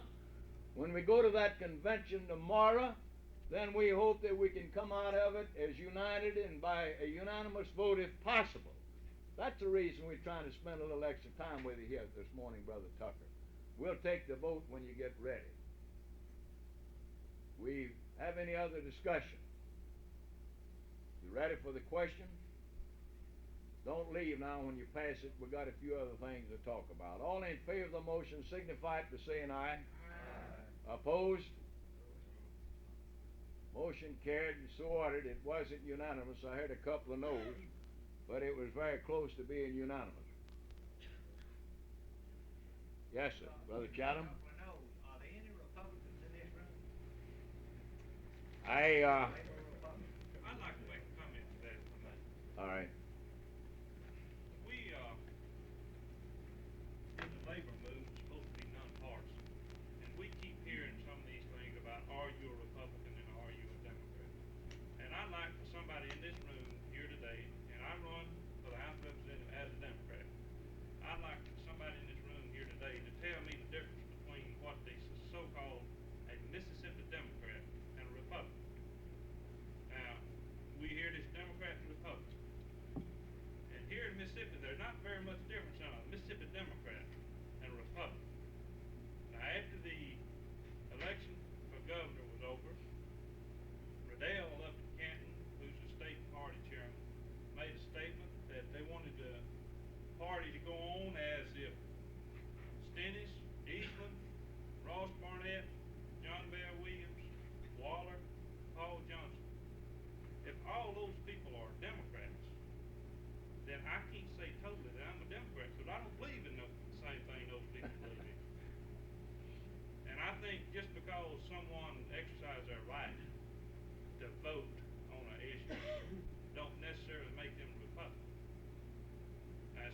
hadn't been brought out in either convention that we've had, or either meeting we've had, is Cliff Finch's record on voting for the right to work law. Is that a good Democrat? A man that votes for the right to work law? I wonder if someone could explain to me what is a good Democrat and what's a good Republican, and where you separate the lines here in the state of Mississippi. Now, I voted against the motion because AFT recommended Duxbury. Now, I don't know what happened to that during the discussion. I didn't want to get up and start any confusion. But a lot of people, in other words, is branding anyone that has any dissension of going all Democrat slate as a Republican. And I resent it very much myself. I'm no Republican, I'm a Democrat. In other words, I voted for McGovern, and too many people here in Mississippi openly say that they voted for McGovern in the last presidential election. Because too many people voted for McGovern. Nixon carried by a landslide. Although we getting up down in Nixon and saying that this is involved in the next presidential election. I don't want Ford up there. And we campaigned strenuously for a Democrat in the last. But I resent anyone trying to be branded as a Republican just because they voice their opinion on how they believe something should go in the labor movement. If we got a closed labor movement, there's no need to have these meetings if the decision is going to be made before we get here, and all we do is come down and dictate that the decision is going to be made. And I would like that question answered. What's the difference between a Mississippi Democrat and a Republican? Because, as you say, Jim Eastland, John Stennis, Paul Johnson, John Bell Williams, Ross Barnett, what good have they done to the state of Mississippi? Well, I don't know if I'm properly qualified to answer your question or not, but I'll try. We are in a more or less a transition period in Mississippi. I think everybody here will agree with that. Many of us, I suspect all of us in this room, consider themselves Democrats. I doubt if there's a Republican in this room. That is a Nixon Ford type Republican. And I share some of your concerns, and I'm sure some other people here do. Now, we had another meeting with Mr. Finch yesterday. You know, we interviewed all of these candidates, and we wanted to meet with him again as a Democratic nominee before we came to our board meeting yesterday and before we came to this meeting again today. And we wanted to nail him down on a couple of specific points. And I want to tell you exactly what the one was that I wanted to nail him down on. And that was his position in regards to the Democratic Party and supporting the nominee for president of the Democratic Party. And what he had in mind in terms of putting together the various factions of the Democratic Party in this state and getting it all together where it's open to everybody and at the same time can win elections. And I can tell you here this morning in no uncertain terms that Cliff Finch answered my questions to the best of my satisfaction. I was more than happy with his response and what he said that he intended to do as governor of the state of Mississippi. That it's going to be a wide open party. He's going to deal with it. He's going to get it together where it can win an election, and he's going to support the nominee of the Democratic Party as governor of Mississippi. That's the main thing I think we got out of that little interview with him yesterday. Now, in making a decision in this organization, Brother Fitzhugh, we have a process to follow. And we've been trying to follow that process. It's wearing and tearing, so to speak. It's hard on the people of us that are involved in all of this that have to get ready for them, but we have a set procedure. Number one, the state AFL-CIO executive board is directly responsible for interviewing the candidates, setting up interviewing committees, garnering the information, presenting it back to the board, where the board can evaluate and make a proper decision. The board does that. The board then reports to this group as part of the decision-making process, a full state COPE committee. We then evaluate the decision or the recommendation of the executive board. Then this group here is responsible for making that decision, making the recommendations to the full convention tomorrow. Now, you know, we went through this process prior to the first Democratic primary. Now, it would have been much easier for us not to have done it this time. We could have got the board together and had some shortcuts. But we think this is important enough that we went through that same process again. We met, and Brother Knight and some other members of the committee I wasn't able to get here, met with Henry Kirksey Wednesday night, the independent running for governor, and to make sure we'd interviewed him to get his views. We made a special effort to interview the Republican nominee for lieutenant governor, Patrick. We were unsuccessful, but the effort was made, you know. So then we come back, we meet with Cliff Finch again to nail him down to make sure, you know, his position on certain issues. And then we come to the board again, and now we're back here today to report back to you our recommendations for the final go-round on November the 4th. We think it's a good procedure. We've done our best to live up to it, and we hope that the rest of you here will appreciate all this and agree with the way we're going about this. Now, just making an endorsement don't mean anything, as I've said, and as all of you know. You just got through working your butts off out there trying to elect people to the legislature. Making an endorsement don't mean anything if we don't roll up our sleeves and go to work. Now, I know, Brother Fitzhugh, that in this room that we had people supporting Denton for governor. We had people in this room supporting Winter for governor. We got people in this room that supported Finch for governor in the Democratic process, Democratic primaries. Finch won. He was one of the candidates that we said we could live with. And my role as president of this organization, as I viewed it at that time, was to try to keep our own ranks intact without getting scarred up any more than possible, knowing that the big ball game was coming up in November, and knowing that this is where we're going to make that crucial decision.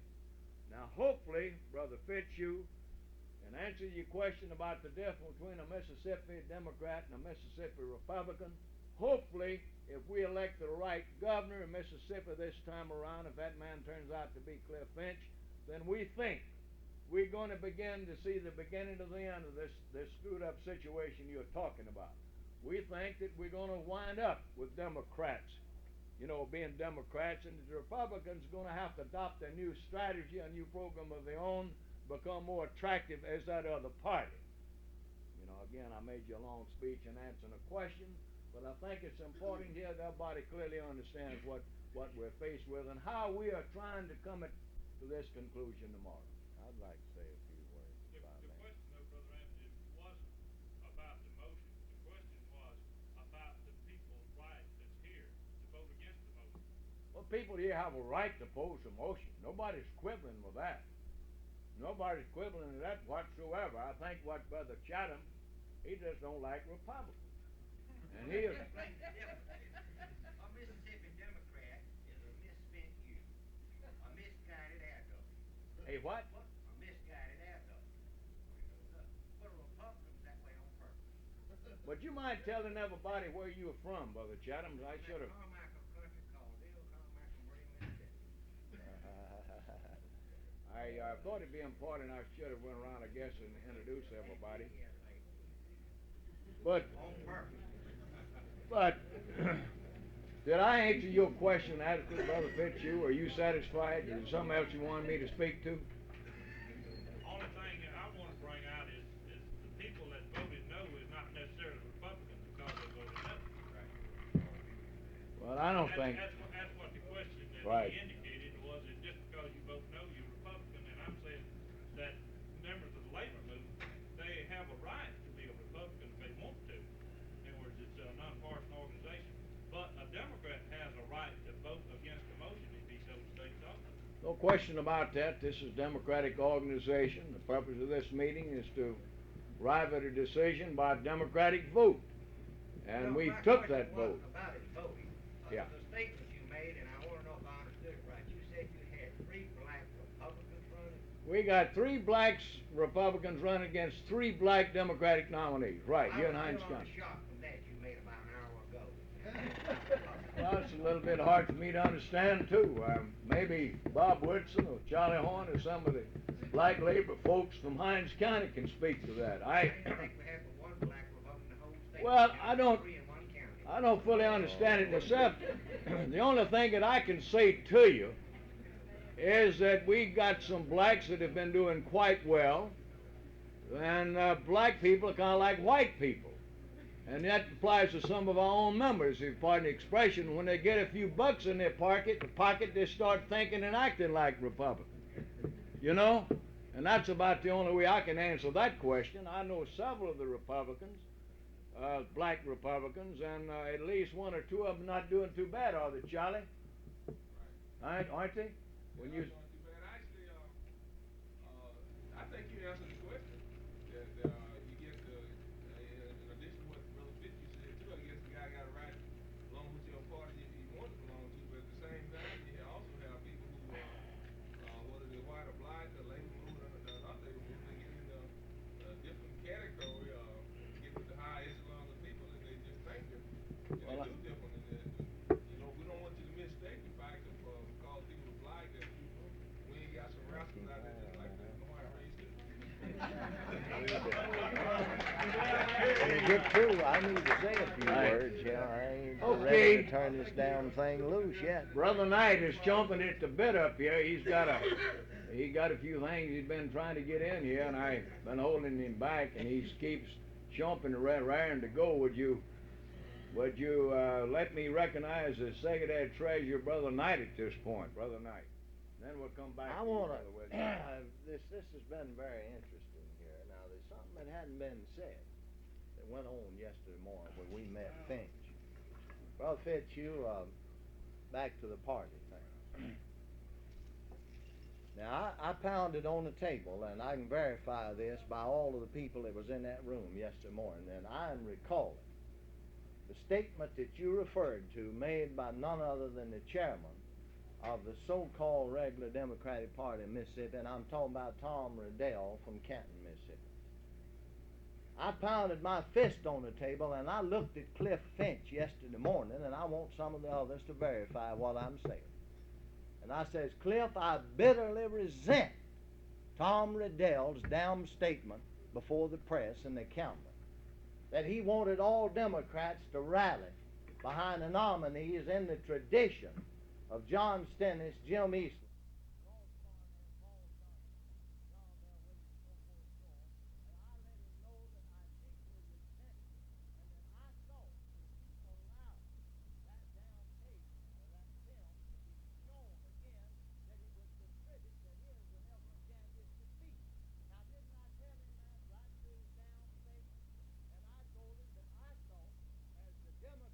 nominee that he had the responsibility of being a Democrat without prefix. Now, didn't I tell him that?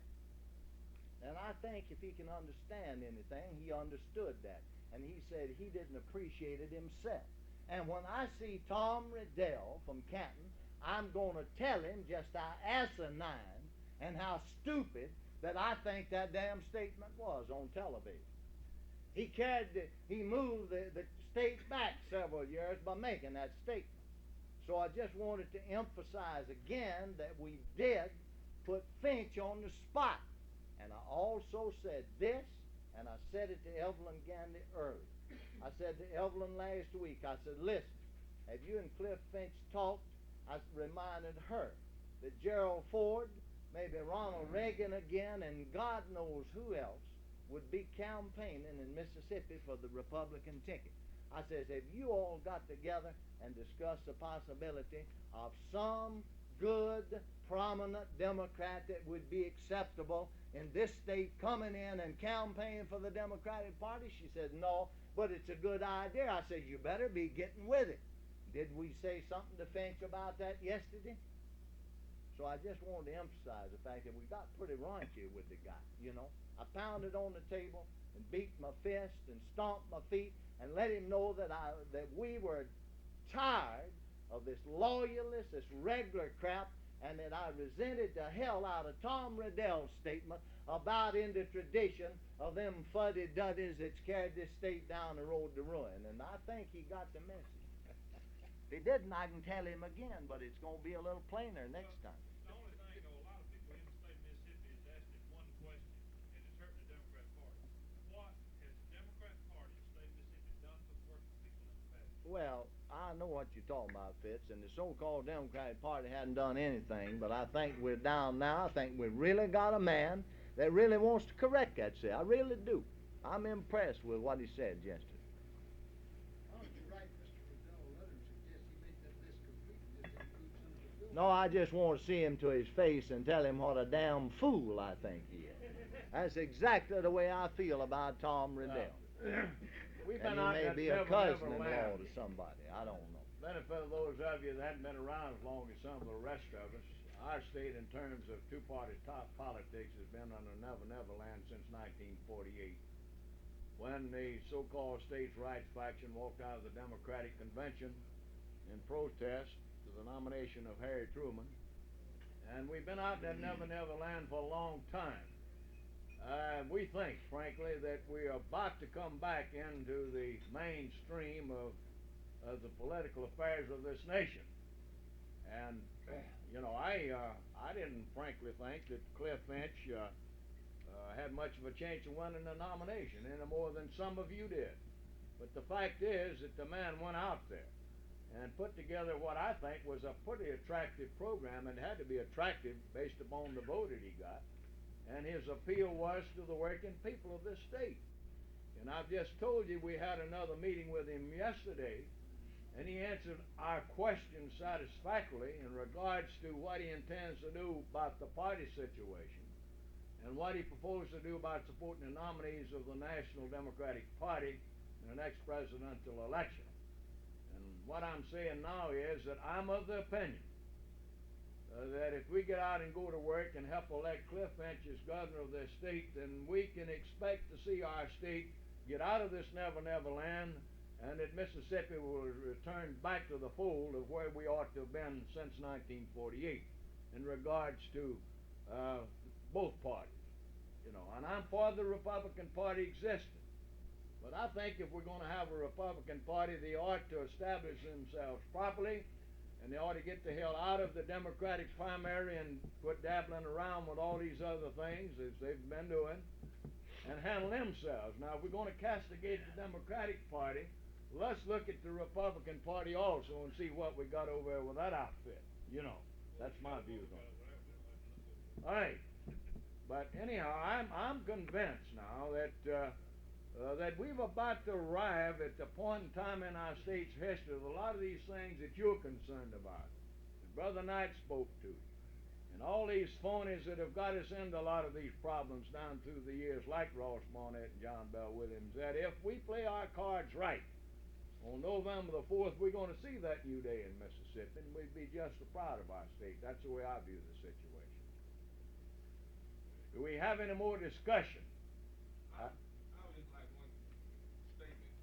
I made a statement that, you know, because people are black, you know, they would have some rascals, you know, Right. like white. I wasn't saying that because they're black, suspicious that all, you know, blacks are rascals because Yeah. it's Republican, not to mean that in that term. I don't want to say that up. That I wasn't talking about just because the person was affiliated with the state party that he's a rascal. But, you know, so often we speak of blacks, you know, we think in terms of them going Democrat, going away, just because they go Republican or some other way that they might be a rascal. I wouldn't incline that. I want to make that clear. I didn't much understand you. I think everybody here understood you, Charlie. Well, you know, people's people. The white folks don't have a monopoly on the rascals, I guess. I don't guess there's any reason why we ought to expect the black people of the state to be all that much difference. They have the same right to have their own phonies and their own rascals like the white folks do. You know, I would say that. The only thing I think that Brother Chatham was getting to back there's a little bit for hard for him to understand how a black person could think Republican, but I think that might have been dealt with appropriately here this morning. I'd like to review a couple of things with you now before we break up this meeting, and of course I've got to leave here shortly and try to get something together in writing for that convention tomorrow. I'd like to kind of tell you how we propose to handle the convention tomorrow. This will be a reconvened convention. We won't have to go through a few of the processes and what have you we ordinarily do in getting organized and what have you. Same committees that functioned at the last convention will be functioning in this one. The same sergeant at arms that kept decorum in the last convention will be sergeant at arms in this one, and I'd like to see how many of them are present. They all here? Let's see, hold up your hand, all the sergeant at arms. He is back there. We're all here. There he is, he tried to hide. He ain't got his hand All up, right. but he's on the list. Anyhow, the same committees, the same that was here last time will resume their proper positions. Tomorrow, the Restoration Committee will, I guess, be opened up this afternoon, and hopefully they can do as good a job as they did the last time and get us the registered delegates, the new ones. We'll have some new ones perhaps, and where we can seat those that were not here the last time, where they can have the right to vote and what have you. Paul, at this Yeah. point, I'd just like to say that the committee's gonna be available at 3 o'clock. I believe Gonna we're start ready at about 3? 9 time, the material ready by 3 to start ready. 3 this afternoon? Yeah. All right. What time will my crew need to be available? Well, at I'll- 6 o'clock. About 6 o'clock ought to be good. 5:30 to 6. I think we'll have some stuff to put out for you. I want to touch on some of the material that you'll get. We don't want you to read this, of course, here, but when you get home, I want you to take particular note of a statement with an attached story reproduced out of Business Week a few weeks back about the so-called counter-worms ethics legislation that we talked about. You recall we put out a statement in some sections of the bill that died in conference in the last session. Business Week did a featured story on that, the experience of that legislation in the state of California. I've reproduced that story in its entirety with another short statement by me in regards to that matter. I would like, especially those of you that are active in the central body, that are personally acquainted with your legislators, to take that home with you. Read it very carefully, and perhaps consult with the members of the legislative delegation before they come down here in January. We are going to make copies of that story available to you. You might well want to have some extra copies of it for that purpose, and if you've read it and looked it over, if you think you can use it in terms of influencing some of the folks not to adopt that counter-worms under the guise of ethics legislation and not appreciate it, we might as well face up to it. They made the effort the last time. We was lucky in getting it killed in conference, but they're going to be back in this session, and if we're not careful, we'll get hung with that thing, and then some of the things we're doing here now will be impossible under the law, and that's my major concern.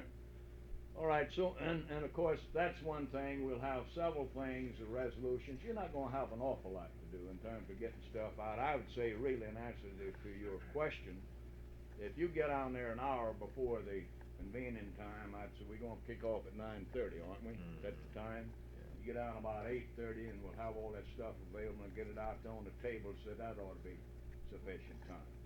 Now, on the agenda, this is this is what we propose to do tomorrow. I have invited the Secretary of State, Heber Ladner, to be here at the outset of the convention.